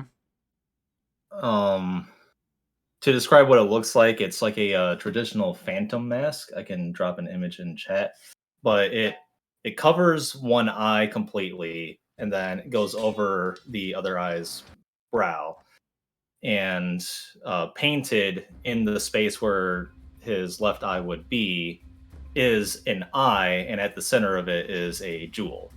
Ooh. I'm totally going to make you one of these masks now. All right. I'm okay with it. Nice. And the idea being that the spirit realm stuff, the spirit details that he sees is through this jeweled eye, and then he's got one eye for normal vision. Nice. And I want to basically confirm, is Rorik the only ghost here? Is he the only spirit to worry about? Yes, Rorik is the only spirit here. Okay. I don't know. So I think we've talked about how like various demons have, like the complexities of the roles is based on like their size and strength and ability and intelligence. Like it's kind of variable. I think with ghosts, it's less variable because largely, all the humans and other kin of the Ravenlands, their ghosts are essentially very similar. But I think it's their like how driven they are towards like anything they've left behind in life, like any unfinished business. If like that determines how strong they are, like their willpower, essentially. Okay. And as you look through your spirit mask, Rorik is like his spirit is bonfiring right now. He is here for revenge. Okay, that's fair. So seeing that, the other issue at hand is the battering ram, and I'm wondering if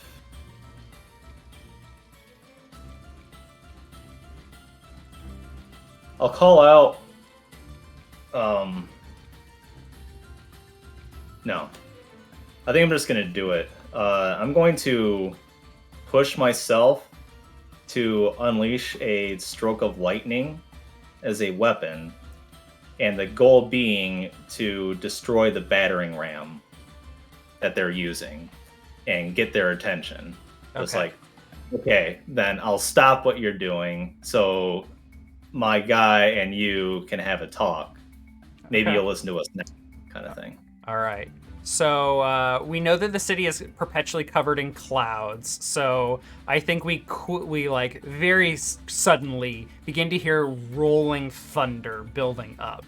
That like ominous sound that I'm sure Garrus knows means like you're calling in the big guns.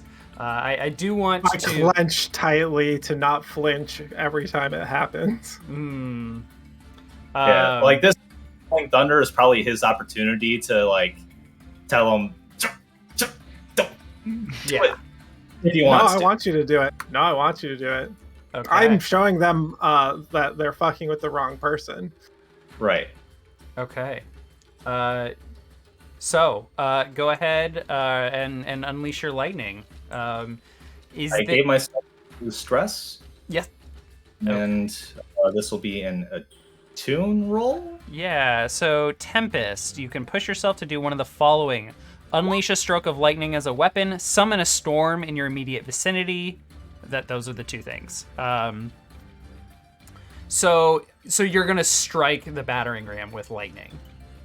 Yes. I want to jolt it into splinters like a tree. Okay. That'll make a magic battering ram. Yeah. Okay. Give me. That sounds like a tune to me. Okay.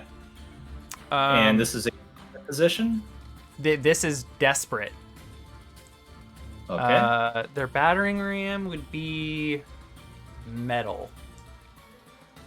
Would it be? Oh. Medieval. I mean, this is Alderstone. Yeah, there's a ton of metal here. This is metal. Okay.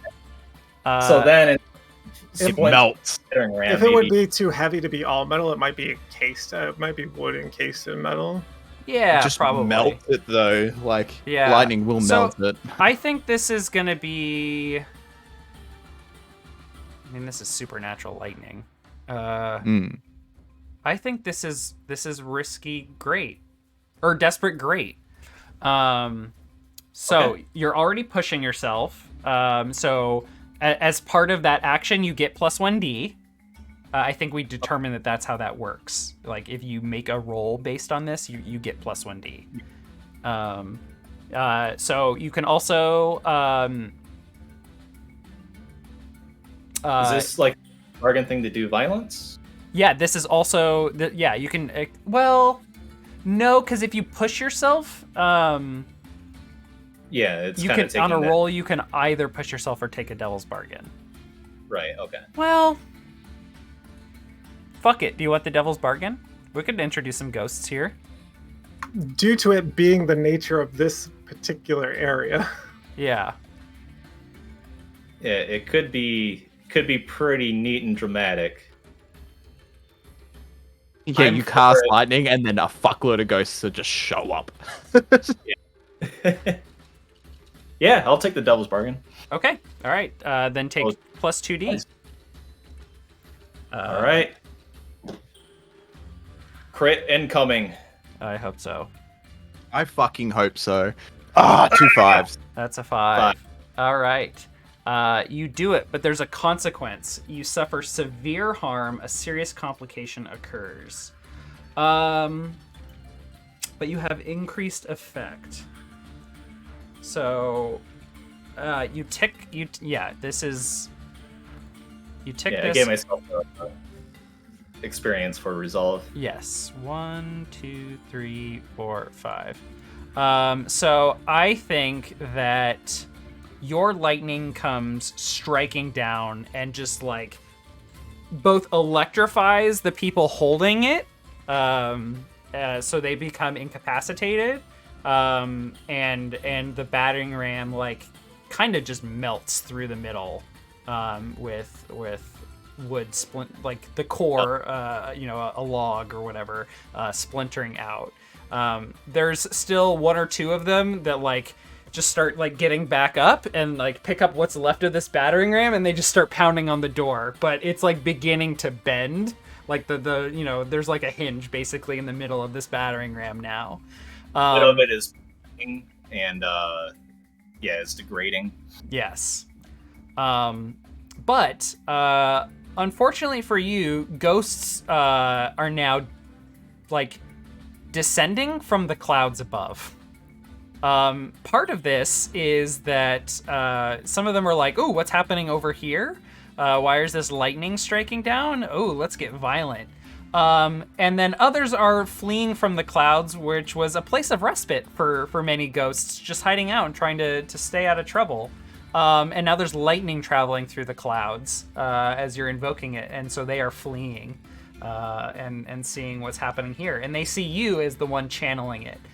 So many ghosts are going to come onto the scene. but several are dive bombing towards you, Quint. Jeremiah, what are you doing? Well, fuck.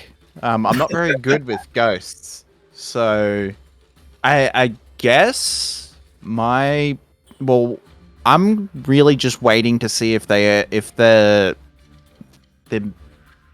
mercenaries turn on us. I'm going to compel a demon to just trample them. So I'm really just waiting to see. Yeah, I think seeing their front line kind of decimated, or almost decimated, a lot of the like, you know, they're covering their eyes, like shielding themselves. Yeah. And Maha says, "What are you waiting for? Get them!" And the mercenaries begin lurching towards you. Oh, in that case, yeah, I want to compel.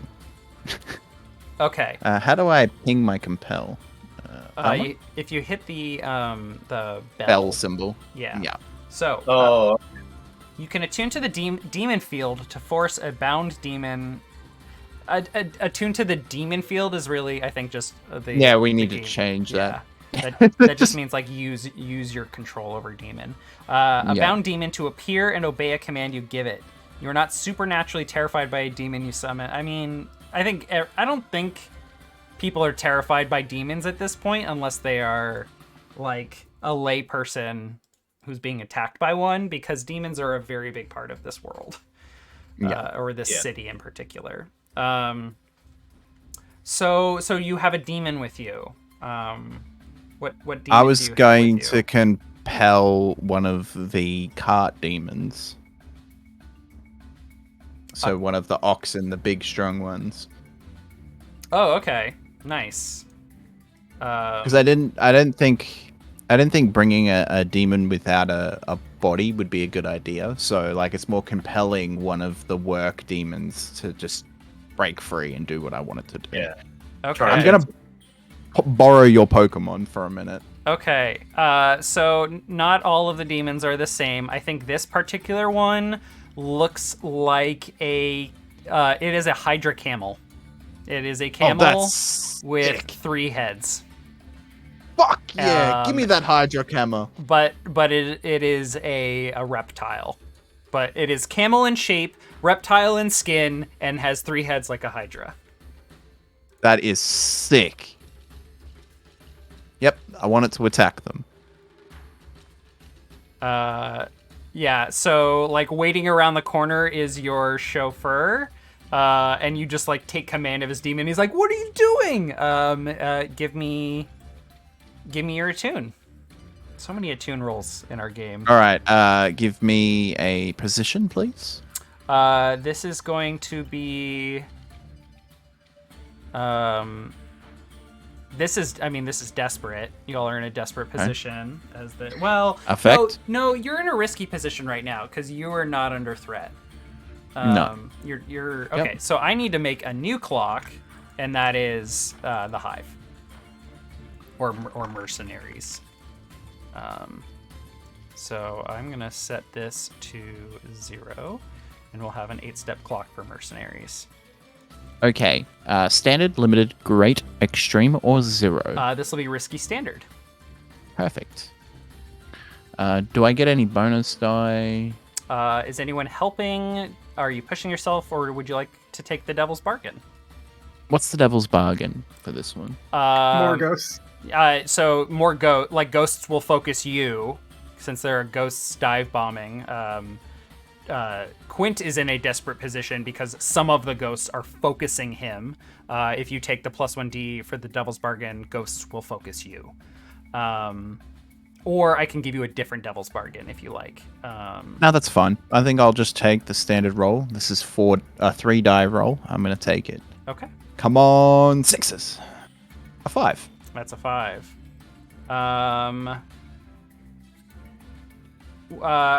So tell me about your demon brand. Are you using my standard one? This is the one I use when I'm breaking other people's control over their demons. I use my standard brand. Okay, gotcha. Probably just whip it out like you would think that there would be a whip end on it, but it's just the handle. Well, right? I think if you're overriding someone else's brand, you have to use both instances, to exert a stronger control.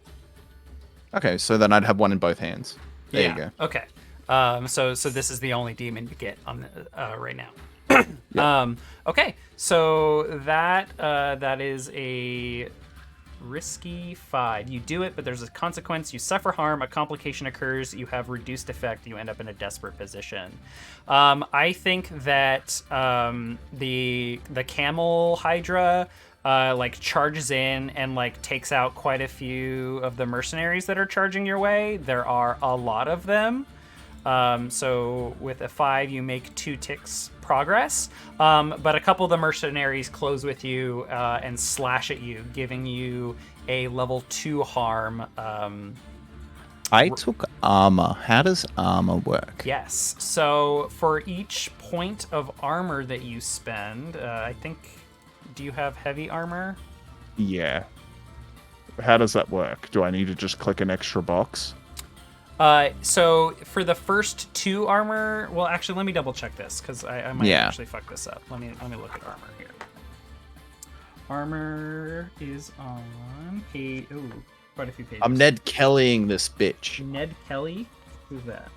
Oh, okay. So it's one of the Australian like legends. Even though he was a criminal, I can't remember what crime he committed, but when the police came for him and his brother made makeshift body armor and a steel helmet, and he fought the law. They captured him by shooting him in the legs, and he fell over, and then they hung him. Gotcha. But that's the Australians thing of standing up to the law because he killed somebody or some shit. Gotcha. It's so stupid, but. Yeah. The stereotypical thing is he has a knight's helmet on made out of cast steel and a cast steel body armor. Nice. And obviously at that point the guns couldn't go through it. Okay. So you have a couple options. You can try and resist this consequence of the harm, which is you tell me how you're resisting the consequence, and you do the, roll your attribute and take 6 minus the highest I roll in stress. Or you can spend armor. If you have a type of armor that applies to the situation, you can mark an armor box to reduce or avoid a consequence instead of rolling to resist. I think that's what I'm going to do. Okay. So the example is Silas is taking level 2 harm cut to the ribs, and the fight isn't even over yet, so Ian decides to use Silas's armor to reduce the harm. He marks 1 armor box, and the harm becomes level 1 bruised. If he was wearing heavy armor, he could mark a 2nd armor box and reduce the harm again to 0. I'm not sure why the sheets have a 2 armor and a 3 for heavy. Oh, I guess you can keep increasing the armor, and it takes up more slots, I guess. Yeah, I guess so. So, yeah, just mark one box, or you could resist the whole thing with 2 boxes. Oh, I'm gonna resist the whole thing with 2 boxes. Okay, all right. So you have used 3 of your loads so far. Great. Okay. So they slash at you, but that metal plate you inserted is coming in real handy because they were going for your gut. Yep. And it just totally repels their attack. Quint, up my good shirt. God damn it. Quint, I should have offered you the opportunity to resist the ghosts dive bombing you and focusing you. If you'd like, you can do that now. Okay. You would just need to tell me how you are avoiding the wrath of ghosts who are looking specifically for the target or the source of this lightning. Okay. Well, what I was planning on doing next, if it got back to me, was actually in this vein. Just to get out of this desperate position? By brandishing my Ghostbane charm. Okay. And then also what I wanted to do, I'm just going to tell you my plan and tell me if this part needs to be a little bit later.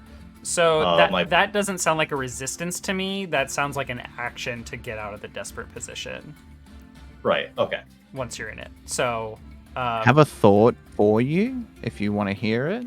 you could use your ghost bane charm and try to attune roll to try to resist the ghost targeting you. Like maybe resistance rolls are about ignoring consequences. So like that could just like, okay, the ghosts like don't see you. Like it's basically becoming like a bug repellent, or that would be a resistance. But if you're going to try and direct the ghosts to do something else, that is more than just ignoring a consequence. That is like action. So that would be an action roll. I don't think Quint is currently doing anything to not be their target. This powerful being that's conjuring lightning and shit right now. Okay, sounds good. We'll come right back to you in a second. I just want to give Garros a chance to describe what he is doing as mercenaries are charging towards the lot of you. Mercenaries are like charging towards the lot of us, but I would, oh man, I would stand up to them and command them to stop, like as they're coming at me. Okay, you're just gonna try and slow the combat down. Yeah, and so gunpowder is like very. People have gunpowder, right, in this universe? No. Okay, gunpowder doesn't exist in this universe. I mean, there's alchemy. Or it's rare. Okay. There is basically an equivalent of gunpowder. It's just that guns don't exist, so it's not called that. So I'll take Travis's approach. Let me tell you what I want. So you know those little poppers that we throw 4th of July time? Yes. I want like big ones of those that I throw down and command them to stop. And I would like to tick that off on like one of my items. Okay. What item is that? Arcane. Like demolition tools says like it's like 2 slots, and I was gonna say it's like 1 slot that I keep them in a pocket. Okay. It's not like actually on the tools list, but like flash bangs them for that shock. An unusual weapon. This I guess it's unusual. Oh yeah, right? that would work. Let me look up demo or. Demolition tools, what they say under it is sledgehammer, iron spikes, heavy drill, crowbar. Yeah, it's like not what I'm looking for. Yeah. What page are you finding all the items on? They're underneath the character sheet, and then you downturn the arrow and it'll tell you. Oh, okay. An unusual weapon works. Okay. Either one of those works for me. That's fine. I'm going to take off an unusual weapon. Okay. All right, so give me desperate. Well, you tell me what action are you using? I'm using command. Command. Okay, that sounds appropriate. I can't use sway for everything. This is a command. This is like I am more powerful than you. I am commanding you to stop. Like I still am standing out in front of you with no fucks to give. Yeah, command obedience with your force of personality, intimidate or threaten, lead an action, versus sway is like sway someone. I think if you were using sway, it would be limited. But 0 because it's too loud. Shit's going down. Yeah, so this will be risky standard. Risky submit, standard submit, 0 bonus dice submit. Be lucky. I got a 4. That is a 4. Okay, so we'll tick this again 2 more ticks for a partial result. You end up in... You do it... Oh, hang on. You do it, but there's a consequence. You suffer harm, a complication occurs, you have reduced effect, you end up in a desperate position. You are at the front, so I think they're more of the mercenaries are like charging at you or reaching you first. I think some give pause and like look back at Maha to see what she says, but a couple others like don't give heed to your words in this flashbang. They're trained mercenaries, so they're going to stab at you. Take the level 2 harm perforated, or spend armor or resist. I can spend 1 armor to go down to bruised? Yes. Okay, I will go down to bruised and spend 1 armor. Okay. That So leather trench coat, baby. yes. So moving forward, you have reduced effect since you have a level 1 harm. That is the consequence of having a level 1 harm. Whereas having a level Yeah, go ahead. Yeah, so a level 2 harm means you have if you have any level 2 harm, you have -1d as well. Skewerts sound pretty bad, so Yeah. Not gonna lie, we can skip that. Perfect. Okay. So let's shift over to Quint, who is going to do something about all these ghosts. I should start a clock for ghosts. Love the clocks. Clocks are awesome, and they look cool too. I'm going to make a 4-step clock. Ghosts. Okay.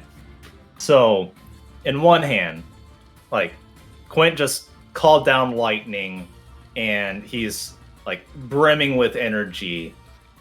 He's feeling very powerful. His hair's probably going a little crazy, and I like to think that I described his mask in a little more detail in the cast chat. Above the upper eyelid and below the lower eyelid of the painted eye is like a reflective blue painted flame cascading down and ascending up. And I like to think that this kind of like glimmers when he's tuned into his magical energy. So maybe this is going on right now. Uh-huh. And he's relishing this moment. In one hand, he's brandishing his Ghostbane charm, like holding it up to the sky, pointed towards the ghosts that are coming down at him. With his other hand, he takes an arcane implement from his person and chucks it at the approaching mercenaries, with the intent that when this thing breaks on them, inside is there's like a flash, and then there's like a ichor or something that gets on them that is essentially like a catnip for ghosts, an attractant. So I'm trying to divert from me and revert them to mercenaries in more of a this doesn't feel like a command to me. It feels more like a wreck. Wreck a place item or obstacle with savage force or carefully applied sabotage. Breach defensive force or create distractions. And chaos. Oh yeah, that last little bit sounds appropriate. Yeah, creating chaos. Which I only have 1 in wreck, but I feel like that is the most appropriate one for I think so, because I think like prowess. I could also see like an argument for finesse. Employs subtle, I guess that's not really subtle misdirection, because to me this is about like making sure you hit them with this item and not missing. So a prowess item seems appropriate to me given how you've described it. So this will be desperate standard. Yeah, even if I don't hit like a person, this thing breaks on the ground and then they're running through it, right? Yeah. So and then in turn getting stuck on them. Yes. So one rule I haven't shared with you all that I'm gonna tell you about now is you all can trade position for effect here. So I have petitioned that this is a desperate standard. You could improve your position by taking a reduced effect. So you could change this to a risky limited roll. And that would just mean that your effect is reduced, but your position and the potential consequences aren't as severe. Okay. If that makes sense. Otherwise, like, we're already desperate, and that's like the... Yeah, that's like the worst. Yeah. But don't forget you mark XP when you make desperate rolls, so... Yeah. Everyone who's been rolling desperate. It looks like we have. I think I'm getting desperate. All I I get need to is mark risky. one then. Yeah. God damn. Oh, that was just Quint so far. Oh man. Yeah, I'm gonna roll a desperate roll. Okay. It's okay. Desperate He's standard. not thinking about this. He's just convinced that this is going to work. Okay. Desperate Standard. standard. Okay. And bonus dice.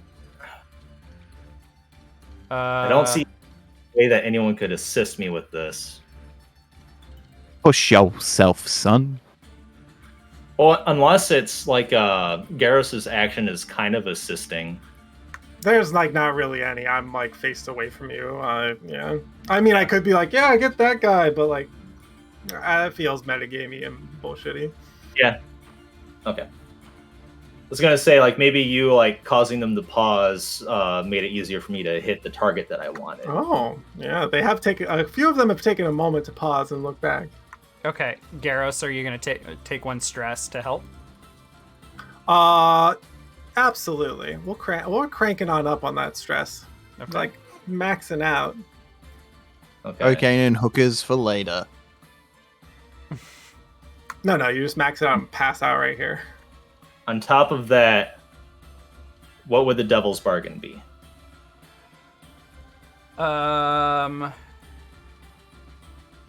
You can take plus 1d, but then you won't have access to arcane implements until you find a way to replenish it. Okay, so like a downtime action to get arcane implements back. Yeah. Or spend Okay. coin. Yeah, that is fair. I will take that. Okay. Go ahead and add a note next to arcane implements, like unavailable. Okay, how do I? At some point after the roll. Yeah. I'll figure that out later. Okay, 2 bonus dice. Yep. Here we go. Eyes, Oh, baby. 5. Okay. Man, we haven't rolled a single 6 today. This is what it feels like to be a normal roller. My God. Yeah, Ah, very, disgusting. stark contrast.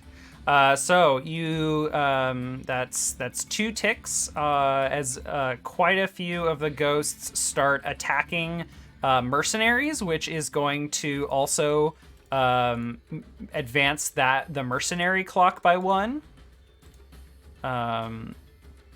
But a couple of the ghosts aren't buying it and begin to attack you. Take the level 3 harm. Ooh. Possessed. Oh, shit. And let me find the rules on level 3 harm here. I just type it in, right? Yeah, you just type in the word possessed. It says need help under Yes, to the right yeah. of it. So I don't believe that you can act unless you push yourself or receive help, but I'm gonna double check the rules.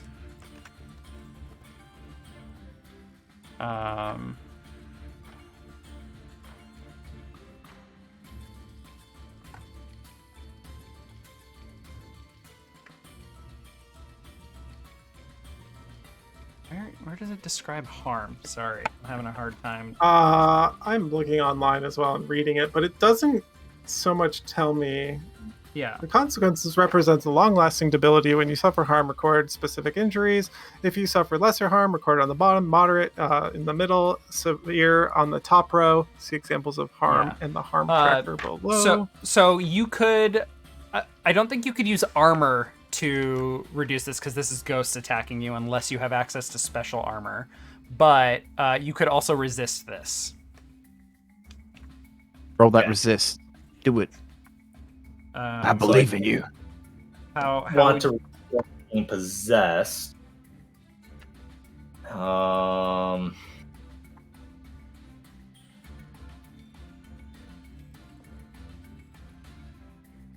You've done this before as a child. I believe in you. There you are reading in your book.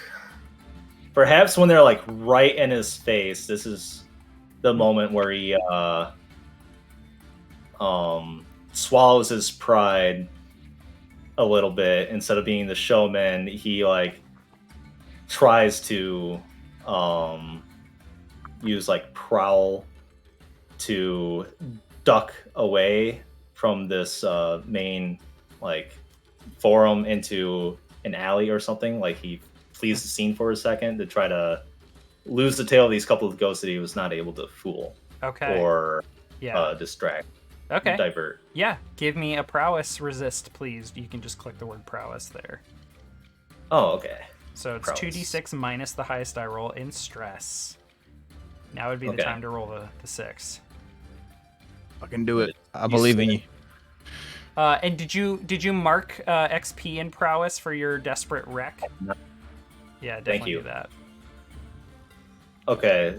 To resist, is that the thing where there's 3 dots on the left yes. here? So you just click the word prowess and it will roll that for you. Okay. And then bonus dice, nothing. None. It's everything else out. Unless you have like... Okay. So you take 2 stress, since that's 6 minus 4, which puts you at 8. Oh, right there. That's why I didn't. So you do not take the level 3 harm possessed. Okay. Just straight up, like in this fictional position, they just don't catch you, so you do not become possessed. But it sounds like you've kind of disengaged from the situation a little bit. Running down an alleyway. Okay. You're still in a desperate position as you have ghosts chasing after you. But we'll come back to you in a minute. Jeremiah, Garros, what are you two doing? I'm gonna fight my mercenary boys with a good old skirmish, beating them with my brands. Okay. You're just punching them with your brands. Yeah, I'm gonna not punch using a weapon. on. You're just like smacking them with these. Just smashing with iron fucking tools, man. Brand that's like brass knuckles. Oh my god, add that to my list of things to make with the Tinker Roll. But no. It's just like I said, they're an iron rod with leather around the handle. So I guess it would be just a stamp on one end, and obviously a big metal rod to make my hands nice and heavy. Yeah. Give me a skirmish then. Okay, position, please. This is. Let's see. What was your last roll? Risky. So I think you're in a. I think you're still in a risky position here. Okay. Yeah. Standard? Yep, risky standard. Okay. Bonus dice. I'm going to need that to resist stress, so submit a 5. A 5. Okay, we advance this 2 more ticks. You get a bunch of punches in. You're laying out quite a few of these mercenaries. Their numbers are whittling down, but you're taking some bruises along the way. I'll take a bruise. Yeah. Take the level 2 harm battered. Oh, battered. Okay. Yeah. If it were level 1 harm, it would be bruised. So you could resist this. I don't think you have heavy armor. That's something you need to acquire. Oh, okay. So I've just got the standard level 2 armor. Yeah. Alrighty. Yep. I'll just take it. I'm gonna take battered.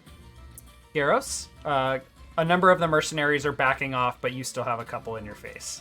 Yeah. So due to my underworld background, I know that all of the clans and tribesmen of the underground have their catchphrase or their, shit's done phrase. And through my studies, I may have come across this. So I'm racking my brain for what that was. Unless that's too much of a stretch. No, I think that's fine. That sounds like a consort to me. Yeah. Consort with connections from your heritage, background, friends, or rivals to gain access to resources, information, people, or places that you can use here. So yeah, that's consort, risky standard. All right, risky standard, submit. That's a 2. Lucky. Oh, not lucky. Oh, buddy. Oh boy. Oof. The goose is not cooked, sons. The goose is not cooked. things go badly. You suffer harm. A complication occurs. You end up in a desperate position. You lose this opportunity. So you're like hands up, or like paint me a picture of how you're attempting to do this. Again, he is still channeling his inner Skurlock. Like you gotta project power regardless of what is happening on the inside, and he's just like fumbling through words, and none of them are like landing. He's like, oh man, what was it? This one, that one, another one, and just spitting out words. And like one of them just like comes up and just like elbow to the face, that brawls me down.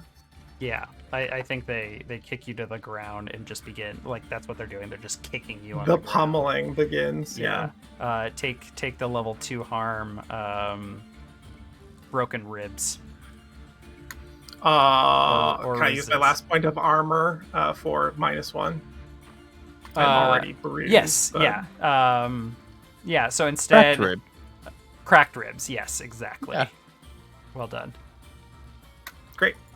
All right. I've had both of them, and they're both just as shit as each other. They're really bad, yeah. Jeremiah, Garros is on the ground getting the shit kicked out of him. My next turn is to sort out the guys kicking him. A lot of the other mercenaries that were like kind of backed off from Garros's words, and several other mercenaries that were still charging at you all, like ghosts begin pestering them, and they're dealt with at this point. Like ghosts begin possessing them, or they begin to flee, and then the possessed ones just like get big wide grins just like your mask, and they like start cackling and running into the city. Have fun. But there's still like 2 kicking the shit out of Garros. Yeah, I'm gonna fight them on my next turn, but it's not my turn yet. Yes. I did not start a clock, and I should have, for them like breaking in to the door. They're not making very good progress, though. Maybe the chaos has ensued. I will say they have made some, though. Like, there is a dent in the door, and you're, like, that is in a risky position right now. It hasn't quite gotten desperate. Like, hinges are still on the door, but they're working their way to them. So, what do you do, Jeremiah? Oh, it's my turn again? Yes. Oh, beautiful. All right, I'm going to try skirmish again. Okay. I want to get them while they're focusing on him. Okay. So risky, controlled. This is going to be risky standard. Like their eyes, turn up as you charge towards them. They're not completely oblivious to you. Perfect. Roll a 4. Okay, you do it, but there's a consequence. You suffer harm, a complication occurs, you have reduced effect, you end up in a desperate position. I think that like you take out these mercenaries, so I'll delete that clock. But there are still some ghosts lingering here, and the battering ram is about to break through. There's not a lot of time here before they get in. So there's like. And a couple of the ones that got electrocuted are like wincing and groaning in pain, but they're like picking up their weapons and like getting ready to bust through the door, which is gonna break here in any moment. I really want to put my demon between them and the door. Yeah. You're unfortunately your chauffeur is trying to regain control of his demon. So you have that to contend with as well. But let's cut over to Quint, running through the alleyways and ducking along the riverside, or the wow, I'm spacing on the words tonight. Canal. The canal. Thank you. What are you doing to deal with these ghosts that are chasing you? A thought occurs to him, and spinning around as though this was his plan the whole time. He's got these ghosts right where he wants them. They're in a narrow alleyway, nowhere to escape, charging at him. He's gonna whip out his fine lightning hook and attempt to capture a ghost. Oh shit. Hope that this deters the other one from engaging. Okay. What action would you like to use for that? Skirmish. It seems like a close quarters type of thing to me. Yes, I would agree with that. So that would be risky standard. Oh, it's Okay. a fine lightning hook. So that is actually, because it's fine, you have increased effect. So risky, great. Okay. Awesome. And I gotta tick that as one of my things. I have one more item I can possibly have. The Risky. Ghostbane charm, because it's italicized, does not count towards your load limit. Oh, right. Awesome. Anything in the top part aren't counted. The lightning hook and spirit masks They do count. are not. Yeah. But anyway, it is increased Risky. effect. Great. Risky, great. Yes. Okay. And I'm using my skirmish. I think I'm just gonna roll straight up on this one. Do it. Yeah. Okay. You do it, but there's a consequence. You suffer harm. Hang on. Where's my... you do it, but there's a consequence. You suffer harm. A complication occurs. You have reduced effect. You end up in a desperate position. I think it's just you have reduced effect. So, but that cancels out your fine lightning hook. So, you manage to nab a ghost in this fine hook. You have it under control, and the other ghost runs away. So I will delete this ghost clock as you've managed to deal with the ghosts. And can I put this ghost that I just caught into a spirit bottle to get another one of mine? Yes, you can. Jeremiah and Quint, I think that in your notes for your spirit bottle and demon brands, you should be tracking how many of these you have and what they are. Yes, please, thank you. Total count we have at home, because it's got a 2 on there, and I think that means at most you can have 2 of them. Yes, but what I don't want to discount is in Pokemon, you don't just have Pokemon, you need to go catch them. And we need to make sure that we're tracking that, because if your demons or ghosts get spent, they're gone until you do something about that. Just like any other item, I can take those away from you. Yeah. Okay, so you've got a ghost on lock. What are oh wait, actually, can you link me? Is there a way to link an item? An item? I'm not sure. I don't see the bell.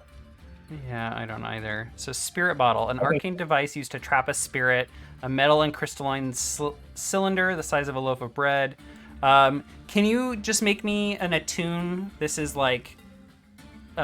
controlled standard. Okay. Because you've got it in your net. Controlled standard. Boom. Straight up. That's a 5. 5. So many. Yeah. You have the ghost, but you don't control it. Controlled. It's all. But it's not I don't have command over it whenever You can't just cast it. Go. Ghost. I haven't named it. So you hesitate, withdraw, and try a different approach, or else do it with a minor consequence. A minor complication occurs, you have reduced effect, you suffer lesser harm, you end up in a risky position. So I think you can try again in a risky position, or you can do it but take a level 1 harm.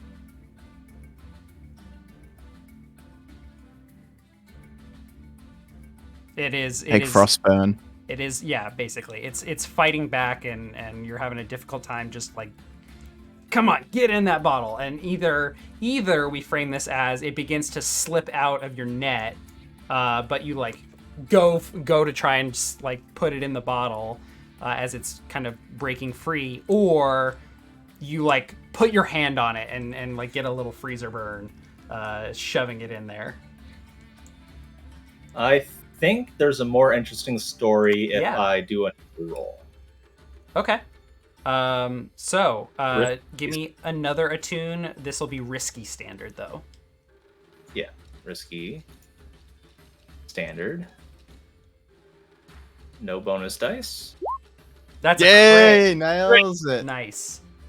You do it with increased effect. Wow, I don't even know what increased effect looks like. He's your best bud now. I don't think so. So he's like, oh fuck. But yeah, I think it goes in. Maybe I'll write down a note that you had a super effect here. Write down next to that ghost, you have +1 D on the next roll related to that ghost. Okay. Okay. I need to quickly replace my headset battery because it's about to die. But let's cut back over to Garros and Jeremiah as they're beginning to they're continuing to slam at the door and ready to break in. Mara turns to face all of you with a saber at her side, and she looks extremely displeased. Give me 1 moment to replace my battery. Displeased, you say? Jeremiah, do you want to try to stop the battering ram, or do you? That's want me my to try game to plan. stop? I'm going to try to you roll go an first. attune to try to keep control of the Hydra Camel and put it between them and the door. You could also skirmish them. Maybe you're right. I'll try skirmishing them. Garros, she looks really frustrated. I just want to put out there, you could probably convince her to stop at this point. Yeah, that was going to be. I was going to talk to her about. Okay. Hey, what do you? Paint me a picture of what you say. As Jeremiah has gotten the boys off of me and pulled me up, I'm dusting myself off as best I can. But you see rips and shreds in the clothes. And is it time for our appointment? As I'm telling her that I'm looking at Jeremiah like, be cool, be cool, be cool. So is that like command or sway? It's more of a sway because it's more of to try to charm her into doing what I want her to do. Yeah. And it's a pseudo bluff as well too, because they could just still continue to murder us all. Because she's like a level 4, and we are like level 0, so it's like a little bit of all of the above. Yeah. I think this is gonna be risky limited. Well, hang on. I think this is controlled limited, actually. But you could swap it for risky standard. Let's go with risky standard. Yeah, okay. I like that. Okay. And I'll click the buttons and bonus 0 dice. Click, click. That's a 6. Okay, you do it. So. And I walk forward towards her. I don't know who the hell you are, or how we have an appointment scheduled, but she like turns and says, "Boys," and she like waves them over and like holds out a hand, and they like the door, like you can see through like a bend in the door into the room, like you can see light kind of like coming around the edges of the door into the sill. The hatchet coming through the bathroom door. Yeah, exactly. Here's Johnny. For some reason, my audio bar is just completely blank, so I need to refresh. There'll be a momentary disruption of the song for the stream. Very well. Yeah, if anyone's in chat, let us know if the audio has gotten weird. Okay, there we go. So, what can I do for you? I know of you, but you don't know who I am. I am Garrus Pulst, head of the All-Seeing Eye, and I think our values align here in two ways. Number one, you have a ghost that wants Lissa, I would imagine. And number two, I want their faction to join mine. As I look around for Belle's probably gone off somewhere. Because she hasn't been involved in the fighting. Maybe she has ducked around trying to get into a back alley back into their place or something. But yeah, since she hasn't been involved, Well, I'm sorry I didn't stop and listen to you earlier, but I wasn't going to get in the way of my love's revenge. You'll need to stop him, convince him. He went in ahead of me when it was clear that you were going to disrupt our plans. He can have Lissa. I get the others. Very well. I put out my hand to shake hands with her. My leathered gloved hand. She looks at it begrudgingly. She's like, just go. And she her boys walk past you and just kind of stand shoulder to shoulder with her. The door's there. Quint arrives back on the scene, tucking a ghost bottle in his pack or pocket or whatever. Yeah, and here we are. That went exactly as planned, I say as I walk up. Yeah, there's a ghost in there that we may have limited time, so I crawl through. I crawl through the hole and be like, "We're going in." All right, I'll tuck in right after him. I turn to him. Oh, are you planning to put him in a bottle? He can have Lissa, and we get the rest. I tell Maha, what if he is uncontrollable and will not listen to my reason? What key words do you have to say to him that we can let him know that we are not enemies in this moment? Look, he wants Lissa. I just figured we would meet resistance, so I brought my muscle. Great, I understand. We'll be right back. Dive through the hole. I mean, yeah, you can. I mean, it's so it's a tiny gap. It's a tiny gap. So I'm gonna need some sort of action, I guess, to get in quickly. And I wreck and kick the rest of the way. They've already fucked the door. Can I finish it? Ooh. I have no die in this, so this is literally just luck dying the fuck out of this door. Yeah, give me a controlled standard. I have something if this fails, because he's obviously gonna roll swimmingly. Yeah. I'm even pushing myself. I want to look cool. We started here. We started rolling these sixes. They're coming in now. Yeah, we've shown up. Fucking do it, boys! Nice. That's awesome. Yeah, you just. How do you break down the door? Is it a shoulder, just a push kick? What do we? No, I literally just this is Sparta kick it, just flat, standing upright, just one leg kick it fucking open, because it's in tathers, right? They've already done the hard work, but I just make it look cool as I finish it off. I could also see it being a toe kick. You just bunk with your foot. It just falls over. Yeah. The door was an illusion all along.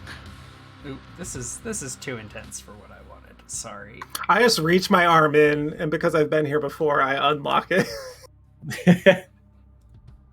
But I walk in first, I guess, because I kick the door and I just step in. You're in the lead. Nice. All right.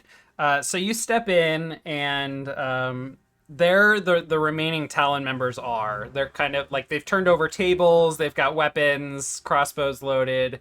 Although most people aren't a lot of them are trying to react to this ghost who is screaming at Lissa. They're fighting like a couple, or a broken up like Yep. like it's a bad breakup fight, of someone who murdered them, and who murdered the other, and the rest like don't really know what to do because they don't have a way of fighting a ghost. And as soon as you all break in, they're like, "Ugh!" And they like pull their crossbows and spears and swords and shit, and like, oh, what? They see the mask and the 2 brands in each hand. Yeah. Like, Dusty, no, we're friends. Stop, don't kill him. Like, yeah. Shout the keyword for the gray cloaks. And Belle, who I neglected during the combat, she was just kind of handling some mercenaries on her own, and ignoring ghosts. She rushes in and is like, Jingle, let's go. Come on, everyone, get your shit, let's go. And they're like, yeah. Are we gonna get killed when we walk out of here? Not if you walk out with us. They all nod and many of them begin shuffling. But Jingle like turns towards Lissa and is like, Lissa, come on. And the ghost of Rorik is like, oh no you don't, and reaches out a spectral hand into Lissa's back. And she cries out in pain and falls to the floor. Jingle, sometimes there are sacrifices to be made, and this will be one of them. Grab what you can and come out the front with us. As I walk past them towards her and the ghost, I'm going to be like, don't look back. I'm going to need some sort of convincing roll, but you have... this is more of a fortune roll, because I don't know... Well, yeah, that's fun. I mean, there's no consequence to you all. It's more of like the consequence to Jingle. All right.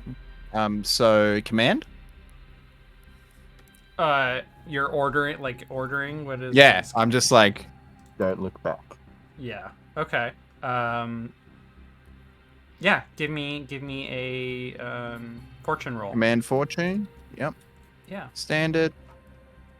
And you have +1 from. Hold up. I'll only do that again. Yeah. Go ahead and just re-roll that. Control. Or we could take the standard. 3. Hold up. Maybe we should just take the 3. Yeah. That's all the same. Makes no difference. I fail either way. Yeah. He refuses. And he begins to watch, and Lissa just shouts out, Jangle! Garros, Quint! Skid held me! Ah, he's killing me! Ah! I stand and watch and tell her, this is the consequences of your actions. And the gray cloaks will be no more. Alan. The Talon. So, yeah, Talon. Yeah. Thank you, Talon. It's a good call. I think Rorik is just looking menacing, out for blood. He's like enjoying using his spectral abilities to slowly torture and kill Lissa. And Jingle turns and asks you, what do you mean, her actions? What, didn't she tell you? She killed him. Do we... and then I turn to Phasm. Get ready to get her ghost. Very well. I will approach Rorik and... Once you're done, Rorik. Yeah. But I'll like stand to the side and like I've got a lightning hook at the ready, but I'm going to hold it in a way that hopefully it conveys that I'm not trying to get you, Rorik. I'm waiting for this. I'm probably squatting. Do I know it? Go ahead. You go. Yeah, you go, because you're still doing your part of the scene.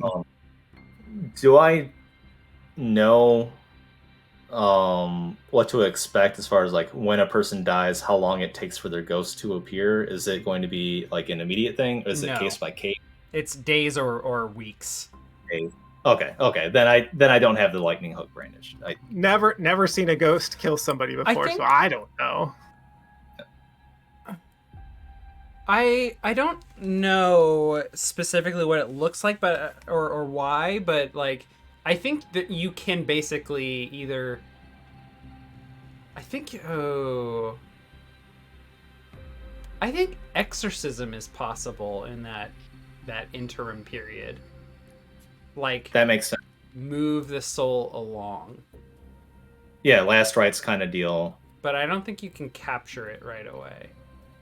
Right. Because it hasn't. I don't think it's completely manifested yet. Yeah, you gotta wait for it to pop out. So we're basically gonna have to carry the body, or chill here until it happens. If you want to capture the ghost, yes. Yeah, we want to capture the ghost. Okay. Okay. Can I quickly put myself in the room? Yeah, you're here. I think, you know how she's reaching for somebody to help her and she's like, he's killing me. I think literally Skit is sitting like a foot away from her hand's reach, and he's going to squat and turn his head and be like, I'm sorry, your line ends here, but it's okay. I'm right here watching. That is fucking dark. Yeah. Millman, you're scaring me. Love it. Okay. So I think horrified. Gotta make it scary for her. What's that? Gotta make it scary. Death is meant to be scary. Gotta make it scary for her. Well, it's definitely scary for Jingle too.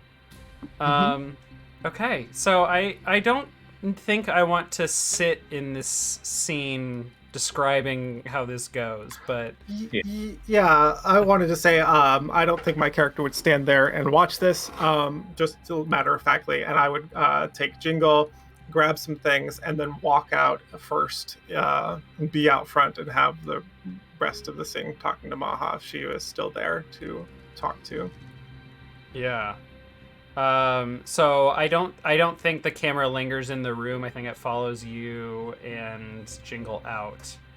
I think there is definitely a focus of the camera somehow on like how like your facial expression and kind of cutting back to Quint and Jeremiah's, like Quint, just like, okay, I got to get my implements ready to, take possession of this ghost. It's very academic, whereas Jeremiah is like, oh, this is meant to be scary. And then it cuts to the face of our ghost here, whose name I'm spacing on already. Rorik, his gleeful, menacing work. And then it settles on you, Garros, and just like how you are disturbed by this and concerned for Jingle, and you're the most human person on this show.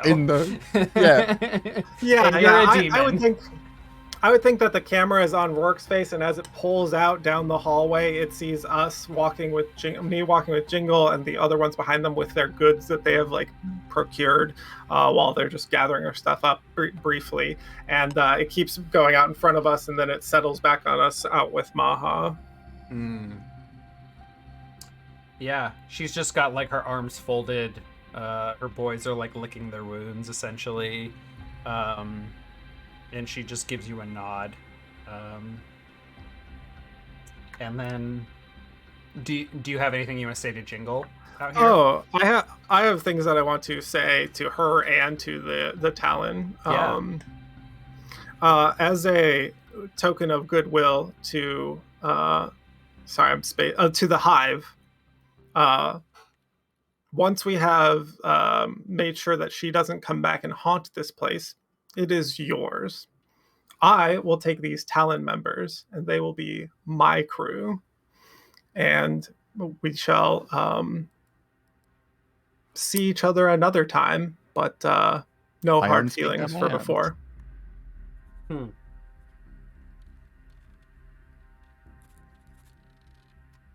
Fair enough. I have an idea. Is this to take effect immediately? Like, are we leaving the scene, or is it going to be like a day of getting their shit out of there so the new guys can move in? I mean, I could negotiate with her. Like, we will make sure it's boarded up, and you can have it. And then I will send a cipher to you. Yeah, say something that will make a repair to the gate or something like that. Yeah. I'll send a cipher when your new hideout is ready. Storehouse, she says. Right. Yeah. A well fortressed storehouse. Great. Thank you for your time. Thanks for not killing any of my men. She gives a look. I assume none of you are going for lethal. I mean, I didn't throw any punches or anything. Make sure that they don't fall asleep. Concussion can kill. Yeah. Lightning didn't cook any of them to death this time, whether that was by design or a happy accident. Meh. One of them gestures at her with completely fried hands, and he's just like, I'll never pick anything up again. How am I supposed to be your spy now? Mm-hmm. Can't pick locks with this. Yeah. So, well, I mean, I don't think you all are in the scene quite yet, but it's at some point, or maybe you do walk out at this point. You're just walking out like it's done, and Rorik floats out as well. And through your mask, Phasm, you can see that intensity I described to his spectral state is beginning to wane. Like, what he has lingered here for is done. But unlike, ghosts before the blood mist, or before the blood mist lifted, and ghosts all lingered around, ghosts used to just disappear when their business was done. But yeah, he's still there. He will still be here. Right. Yeah. And yeah, unless there's any other scenes anyone wants to have, talking to anyone here, we can move on. I think I'll wrap her body in a tarp and I'll carry it out. Okay. Yeah, I'm sure they have tarps there. Yeah, it's just a is it linen? No. Just the really they're rough. They're like a fully stocked. Whatever. Yeah. You can have. So I'm just gonna wrap her up. She's literally going to be like the mummified looking body shape that's just wrapped up, and it's got rope keeping the whole thing wrapped up, and I've just slung her over my shoulders, and I'm very encumbered with my armor on. Yeah. Okay. Yeah, I don't have a scene for right now, but I'll be coming back here the next day. Okay. All right. So you take your leave. Can I get a fortune roll of study from Quint as you all are heading back? Certainly. Roll fortune. I have 1 die. Yeah, we barricade the place a little bit as we're leaving so that it just doesn't get looted immediately. Oh, a 6! Yeah. So that's awesome. Gather information. Where's my cheat sheet? Gather. Okay. So you all are walking back out of Griffinsboro. Which direction do you all head back towards the docks? Do you go through Barrowcleft or do you head through Charter Hall and Night Market? Keeping in mind that this was not the Black Hands that did them in. The Black Hands are still out there. I mean, their faction is resolving, but is dissolving. So I would tell them to take off their Talon cloaks as we're going. Like, please ditch your Talon cloaks, as you may be mistaken for Talon, and the Black Hands might want to be after you. Yeah. So we probably go more directly away from that side of the river, like straight from Griffins to Charter Hall. Okay. As opposed to Barrowcliff, where maybe they have some trickling influence in. Yeah. So through your spirit mask, you are kind of tracking a lot of the ghosts that are still kind of flitting around. They've disengaged. The violence has ended. No one's looking for trouble anymore. But you see like an ambient amount of ghosts kind of hovering and making their way back. And then you see something as you're passing through Charter Hall. Several, you know how like you can see like a stadium lights in the atmosphere from just like miles away. Yeah. This is like blocks and blocks and blocks away. But you see some sort of spiritual, magical aura manifesting in like glowing, refracting off the clouds. And kind of emanating in the air a huge, massive glow, quite a ways off, and ghosts are flying towards it. Huge spiritual aura. What direction? This is towards like the center of Charter Hall, like where the word is. Charter Hall here. Can I draw on the map and put a little dot there? Yeah, sure. I don't have a specific point in mind, but yeah, you just but somewhere. And for us, it's just like a dot, right? Like, yeah. By the way, this is something point of interest over here. Or I can give you like a ghost icon. I'm gonna put a bright pink circle over here to be like, yo, we have a beam. Here, take a purple ghost. Go. Nice. Whoops! That's not my pointer. Let me delete my stuff. There you go. I'll just put a purple ghost here near Charter Hall. I mean, you can. You've got a 6 here. If you want to go gather more information, you can. Yeah, I want to go check this out. Okay. The glow is coming from the top of a building. So as you approach the block, you can see, kind of through the smoke, the cloudy smoke. You can kind of make out the tops of the building, but it's hard to tell. But it looks as though there is what kind of looks like a large antenna, which is unlike anything you've ever seen before.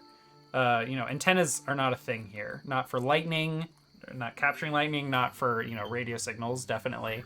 But there's something like a radio tower here, or an antenna that is emanating this glow. And ghosts are flying towards this. And as they reach out and touch the antenna, they are disappearing.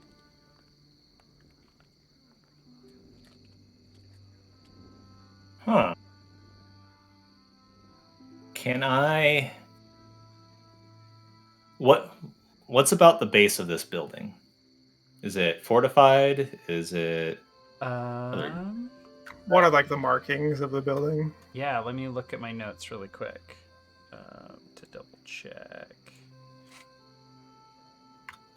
Also jealous. Look how many ghosts they're capturing. Oh, yeah, okay, I know who this is.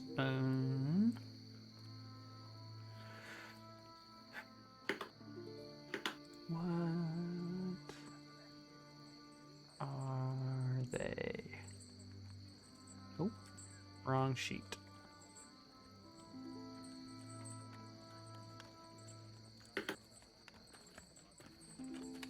It's a tenement building.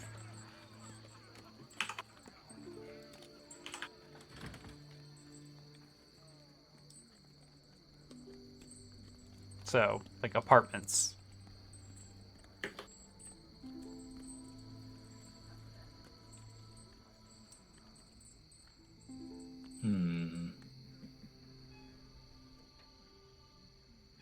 As I'm closer to it, can I kind of trace this strange structure? Is there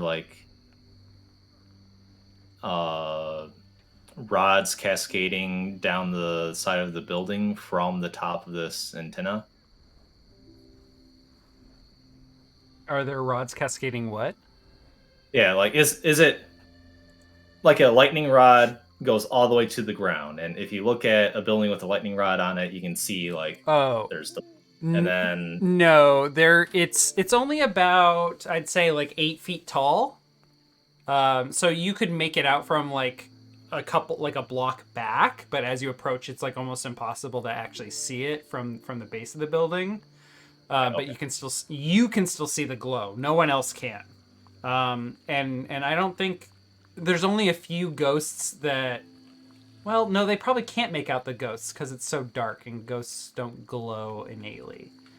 Because of your mask, you're the only one seeing any of this. But yeah, there's no like rod or wires or anything, and you can't even make out like if there's anything else up there.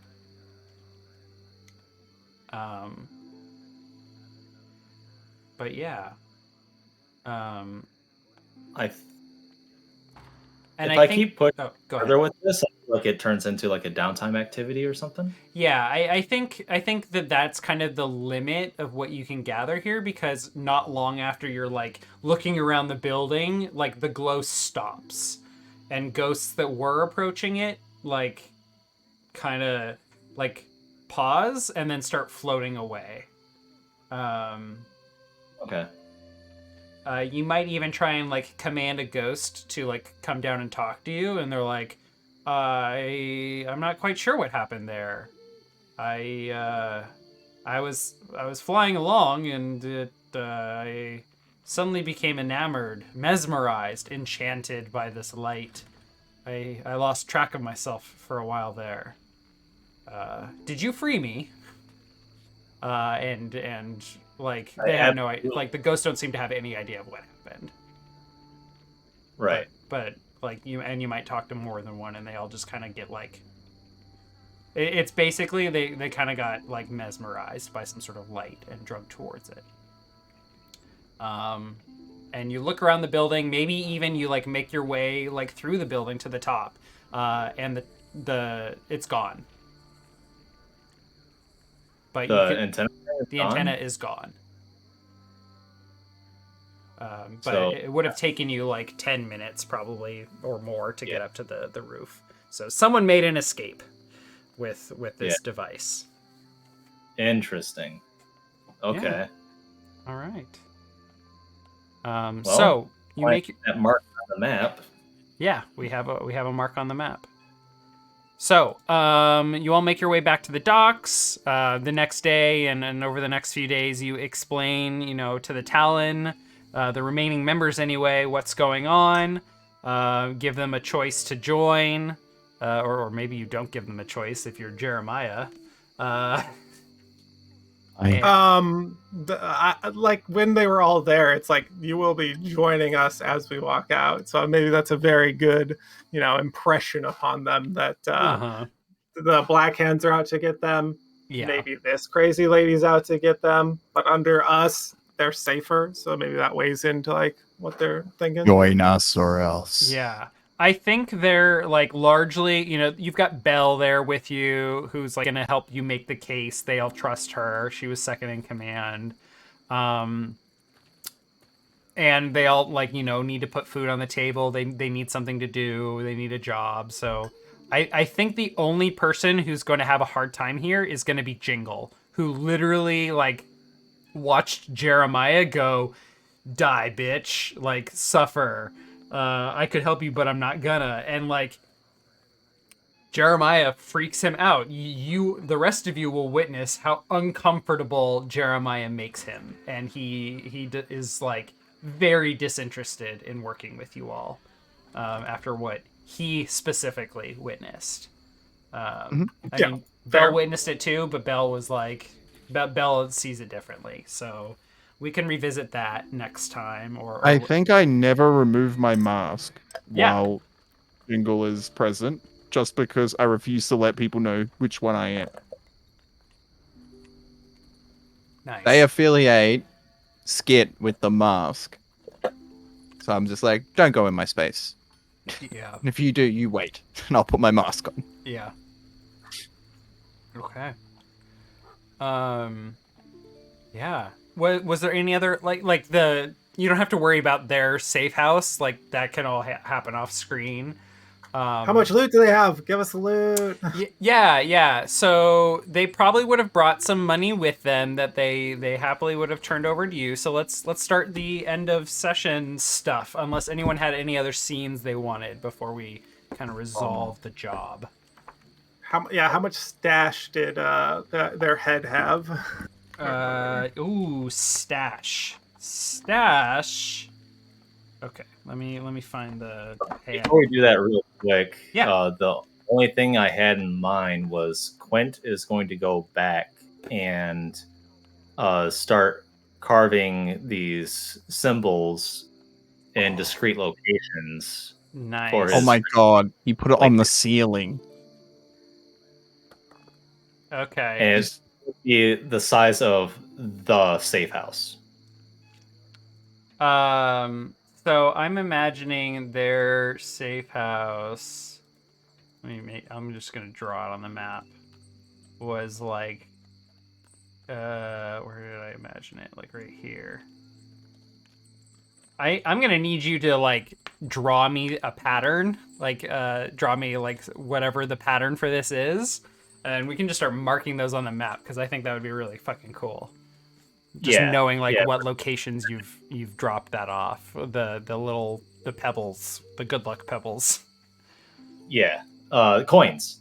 Oh coins. yeah, the coin. Oh, I can just get a coin asset. I think I have coins somewhere. I'll get one. An iron coin. Constellation on it or something. Yeah. I can take care of that. Oh, sorry, I also misspoke. What was in their vault? Yes. For Alyssa, what was in her stash? Because she killed Rourke over something. Right. Ooh, good call. Okay, so let's move to downtime stuff. How Eric? You're the one that had sleepy time last time. I'm good right now. I'm like do the other boys first. I'm gonna get a water. But yeah. Okay. I'm still listening. So how are the rest of us doing on time? Any hard outs? Oh, I'm good. I just need to go to the bathroom, so I'm happy to go first on my downtime action. Okay. Do we want to just take a quick break and then we can go that works. A little bit over? Okay. Yeah, that's fine. We'll take a quick... We still have half an hour, right? We'll take a quick break and then we'll start our downtime stuff. But I definitely want to wait to resolve downtime stuff. We'll definitely give Eric a chance to catch up and do some downtime activities. All right. Sounds good. We'll be right back. All right, we're ready. We're back. Let's do some downtime. So, downtime is divided into 4 parts, which are resolved in order. Payoff. The crew receives their rewards. Oh yeah, payoff. I see. I understand. From a successfully completed score. PCs take stock of their income from the operation. A successful score generates both rep and coin. Let me pull up the crew sheet. And actually, I will switch to the full Roll20 view for us, so chat can follow along. The crew. So, your crew earns 2 rep per score by default. If the target of the score is higher tier than you, take +1 rep per tier higher. If the target of the score is lower tier, you gain -1 rep per tier. So, the target was the Talon, and the Talon were a low. Question. Yes. Was the target to stop the people breaking into the Talon? Because that was the original from Bell. Bell's like, come help us. It sounded to me like your goal was get the Talon members out. Yeah, but that's more targeting whoever's attacking them. Well, that group was interfering with your objective, is how I'm viewing it. I was more viewing it as we were going directly to stop the people breaking in. Okay. I mean, you didn't stop them from achieving their goal. Yeah, no, as an idea, like, that's true. That's absolutely true. But, like, that's just how I'm just sharing. Yeah. It can be whatever it's going to be.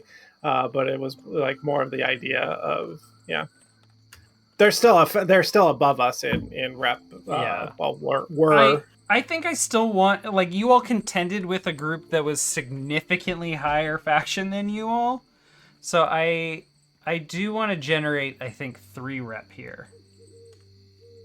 We'll take it. Really sad because you all need 1 more to. Motherfucker. Tier. That's okay. Next session. Oh wait. We're 1 tick off, aren't we?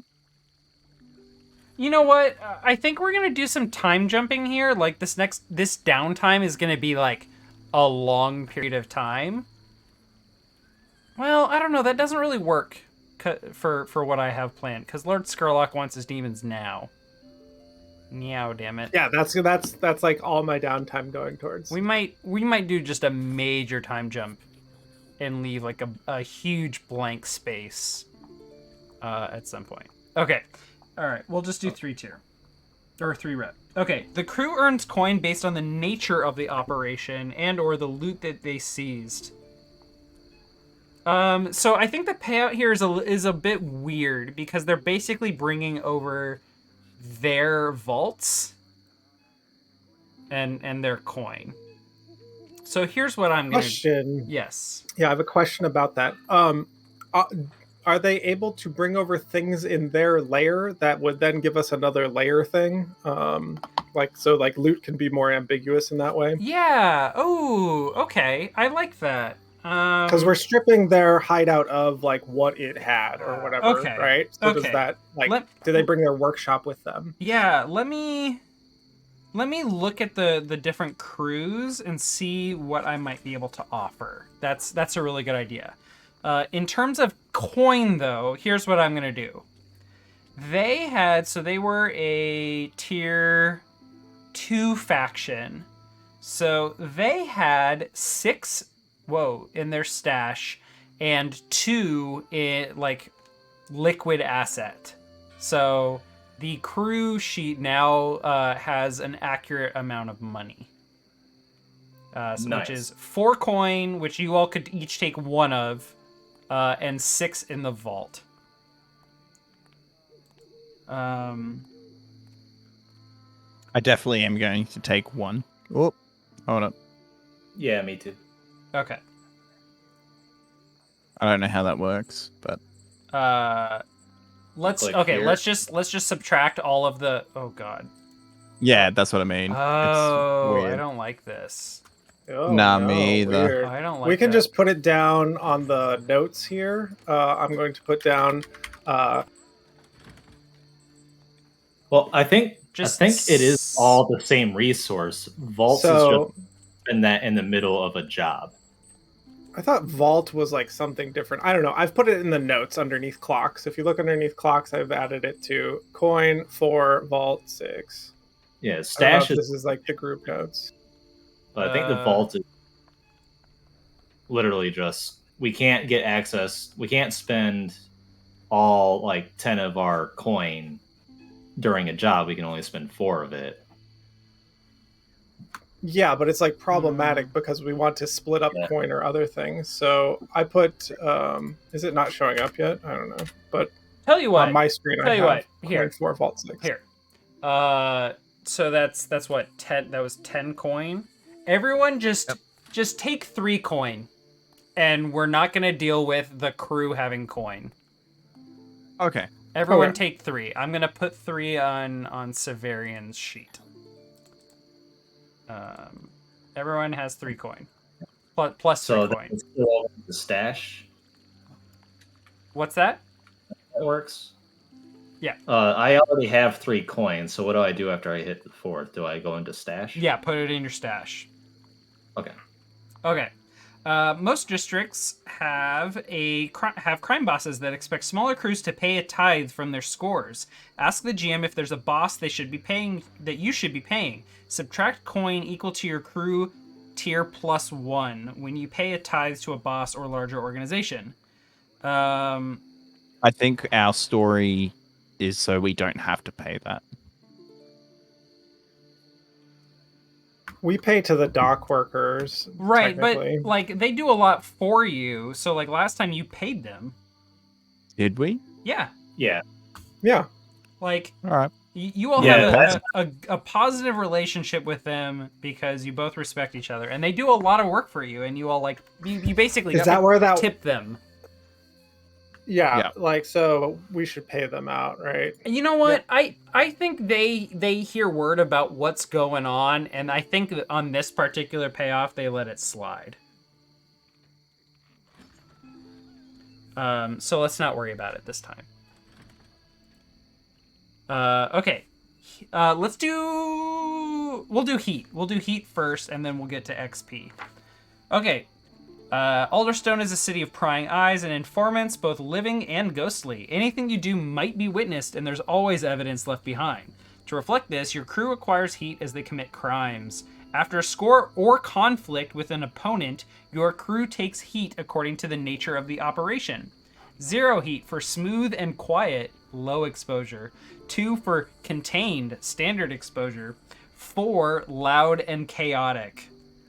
I think this was loud and chaotic, y'all. Oh, hell yeah. I don't think it was wild and devastating, though, because nothing got... Nobody died. Nobody... There was no... I mean, someone did die, but their body got removed. And it's not like a huge amount of shit was damaged.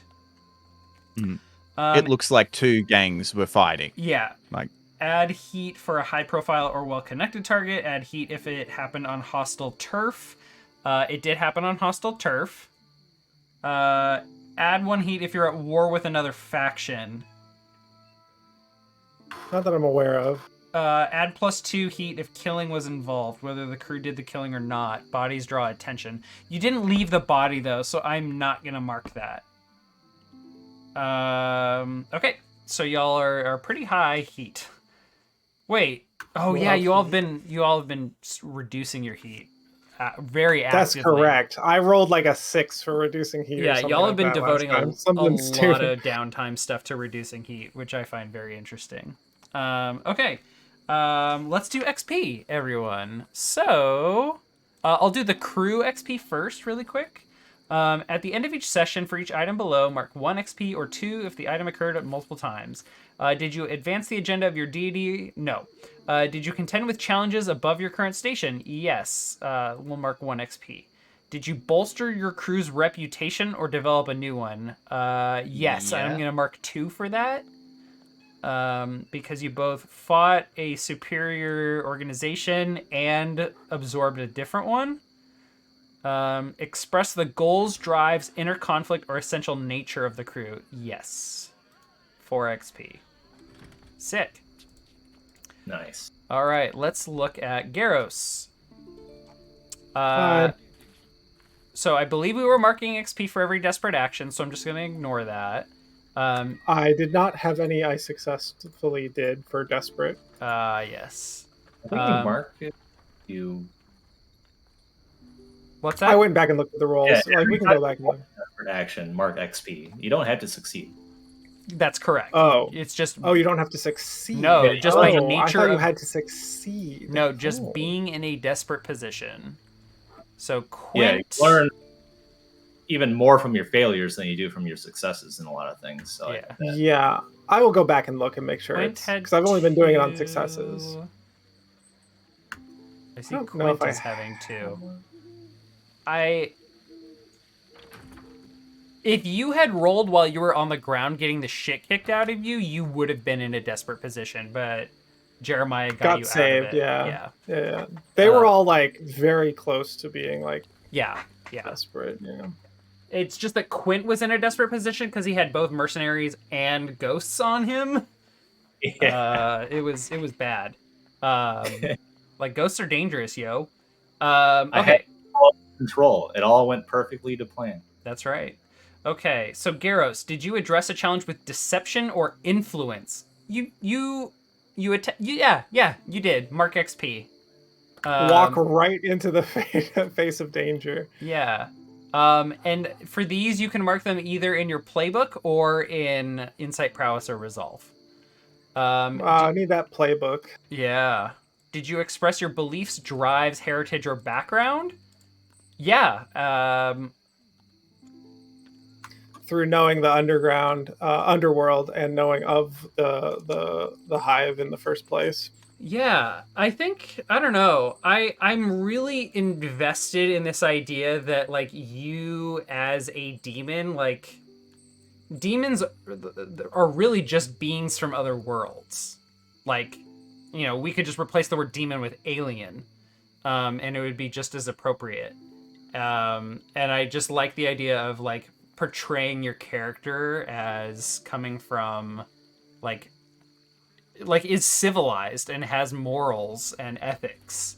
Yeah, you're more human than we are. Yeah, so what is it to be human? I'm not even close to being human. If you guys are I mean, what humans are. That's what we're portraying in the show. I the think demons the are point is, really the man. Yeah, like maybe you're not human, but you're a person. I think that's what's important to that you're expressing. So I think mark another XP. Did you struggle with issues from your vice or trauma? Your vice is luxury? No. And you don't My have clothes got scuffed while I was on the ground. Of course I... No, I'm just kidding. All right, we're good there. We'll move on to Jeremiah, who's next on my list. Did you address a challenge with knowledge or arcane power? Yes, you did. You took possession of a demon. I need to write down that. Stole a chauffeur's demon. Demon, sure did. Okay. So mark XP for that wherever you like, playbook or any of your. Yeah, I need to learn rituals so I can summon my own demons. So.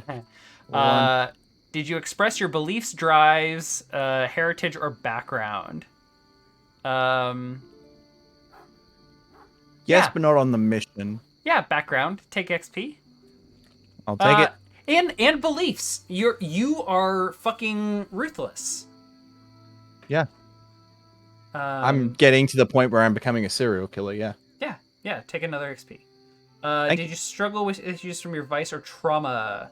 I'm really close. I'm going to indulge in my vice after this. Right, but during the mission is what it's asking. So no, not cocaine or hookers, and not really your obsession. What is your obsession again?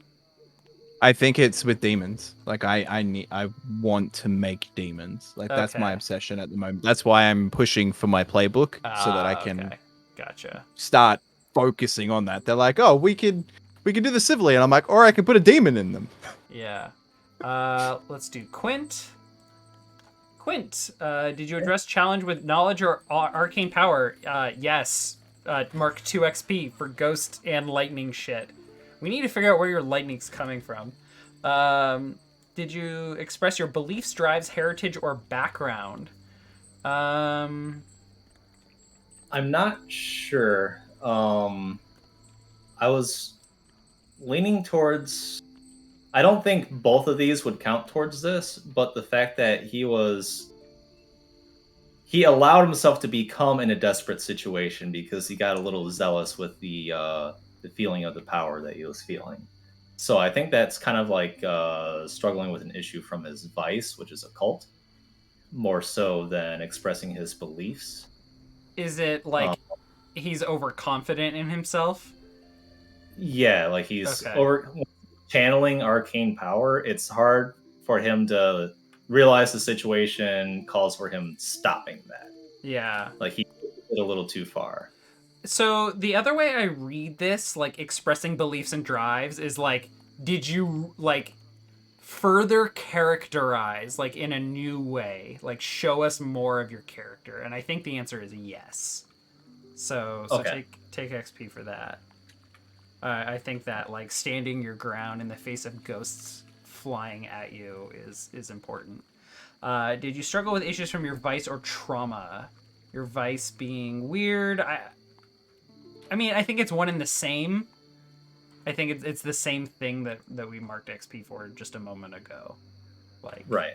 Yeah, that's what I was saying. Like both of those are kind of like the one event that I'm drawn to fishing for XP for either of these is like the same event. So it makes sense. Don't take from the other one. Yeah. definitely. There is a game called Burning Wheel that asks players to write instincts and beliefs of characters, and I might send you all the TLDR of what that requires. Okay. Yeah, because I think that could be really helpful for kind of like centering yourself and what your character is about. Okay. So that's XP. Let's move on. So we've done heat, we've done payoff. We let me roll an entanglement really quickly. So we're still at 0 heat, yeah? You're wanted. Yeah, your wanted level is still 0. Yes. Yeah. Okay. Eric, can you give me a D6, please? D6. Let's find it. Let's click the correct D6 this time. I got a 3. Okay. Gang trouble or the usual suspects? We did kind of already get an entanglement with something else that's going on, but that was just an awesome opportunity to show that off. So let me show something else off. Let me look at my faction list here.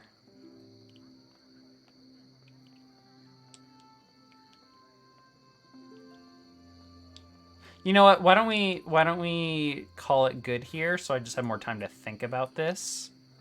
Entanglement? Yeah, just put a note right there. 3. And then we'll also be able to do downtime activities when we come back next time. Sounds good. Okay, cool. Nice. That was a fun little one-shot part 4. Yeah. I'm a little proud of myself for managing to run a session with literally 0 prep. So you already do the prep though. You know what all of your factions are doing. Like you already know what what could or should be happening in certain areas, and then it just comes to light in the moment. Yeah, internalizing your setting and characters and keeping good notes is prep enough. Sometimes. Yeah, the only other note that I have is that the crew is gaining some kind of layer something from stripping their layer. That's it. Because I don't think we went up in tier, like they joined us, but you still need more rep, blah, blah, blah, blah, blah, blah. Yeah. It's totally fine. I think you're also getting an additional cohort from having the remaining few members of the Talon join you. Okay. So the Talon, really quickly, let me just center myself on what they did. Well, an old gang with new leadership known for running illegal games of chance and extortion rackets. So they are probably, what kind of crew would they be? Thieves and spies? Probably not. Hawkers? Vice dealers? No. Not cult. They're definitely not cult. Bravos. Mercenaries and thugs? Maybe.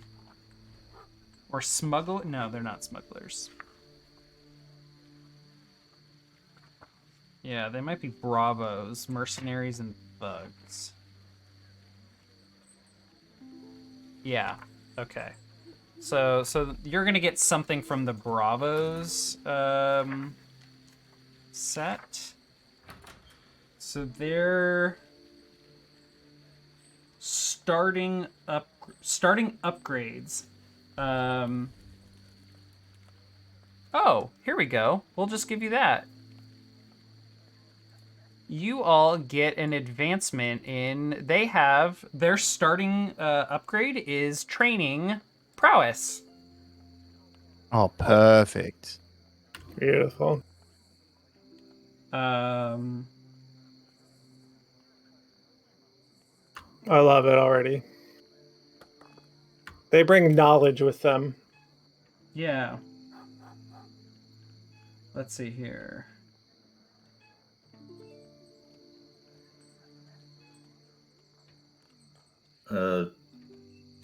And then I think... Oh, this is not right. How do I... Assassins. No. Add ability. Upgrade. Load. How do I increase people's load? Oh.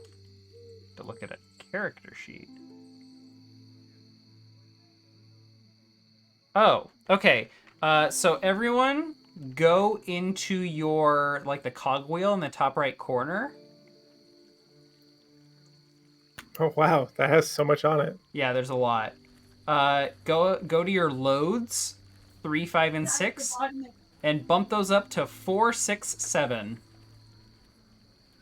Jeez. You all have Bravo's rigging. You get the Bravos normally get 2 free load. Oh, sorry, hang on. This says a free load worth of weapon or armor items. Where's this? So I've hit the cog. In the top right corner of your character sheet. Yeah. And then about halfway down, you should see like a drop down that says normal. Like there's 2 drop downs that say normal. Yep, and... trauma and vice. Yeah, go right above that. Okay. And bump up load from 4, 6, 7 to 5, 7. Or wait, no, it should be 4, 6, 7 now. Yeah. Okay. Mine has 3, 5, 6. Yeah, bump each of those up by 1. Okay. 4, 6, 7. That's nice. insane. But what I'm gonna say is that extra one should be a weapon or normal armor. Cool. I mean, normal armor, good. Yeah. So the Bravos crew, that one of their starting upgrades is they get 2 free load worth of weapons or armor. So you get a partial upgrade from the Talon towards that. All right, these upgrades are insane. Yeah, that's really good. So I've already taken care of that. Okay. We'll just deal with like your cohort. We'll add that later. And I'll need to delete the Talon as a faction here. So, all right. This has been a really fun session, y'all. Thank you so much. I was actually really nervous about not having anything planned, but it turned out I think really awesome. So thank you. You all did a really great job role playing today. I had a great time. Thank you. Thanks for having me. Yeah.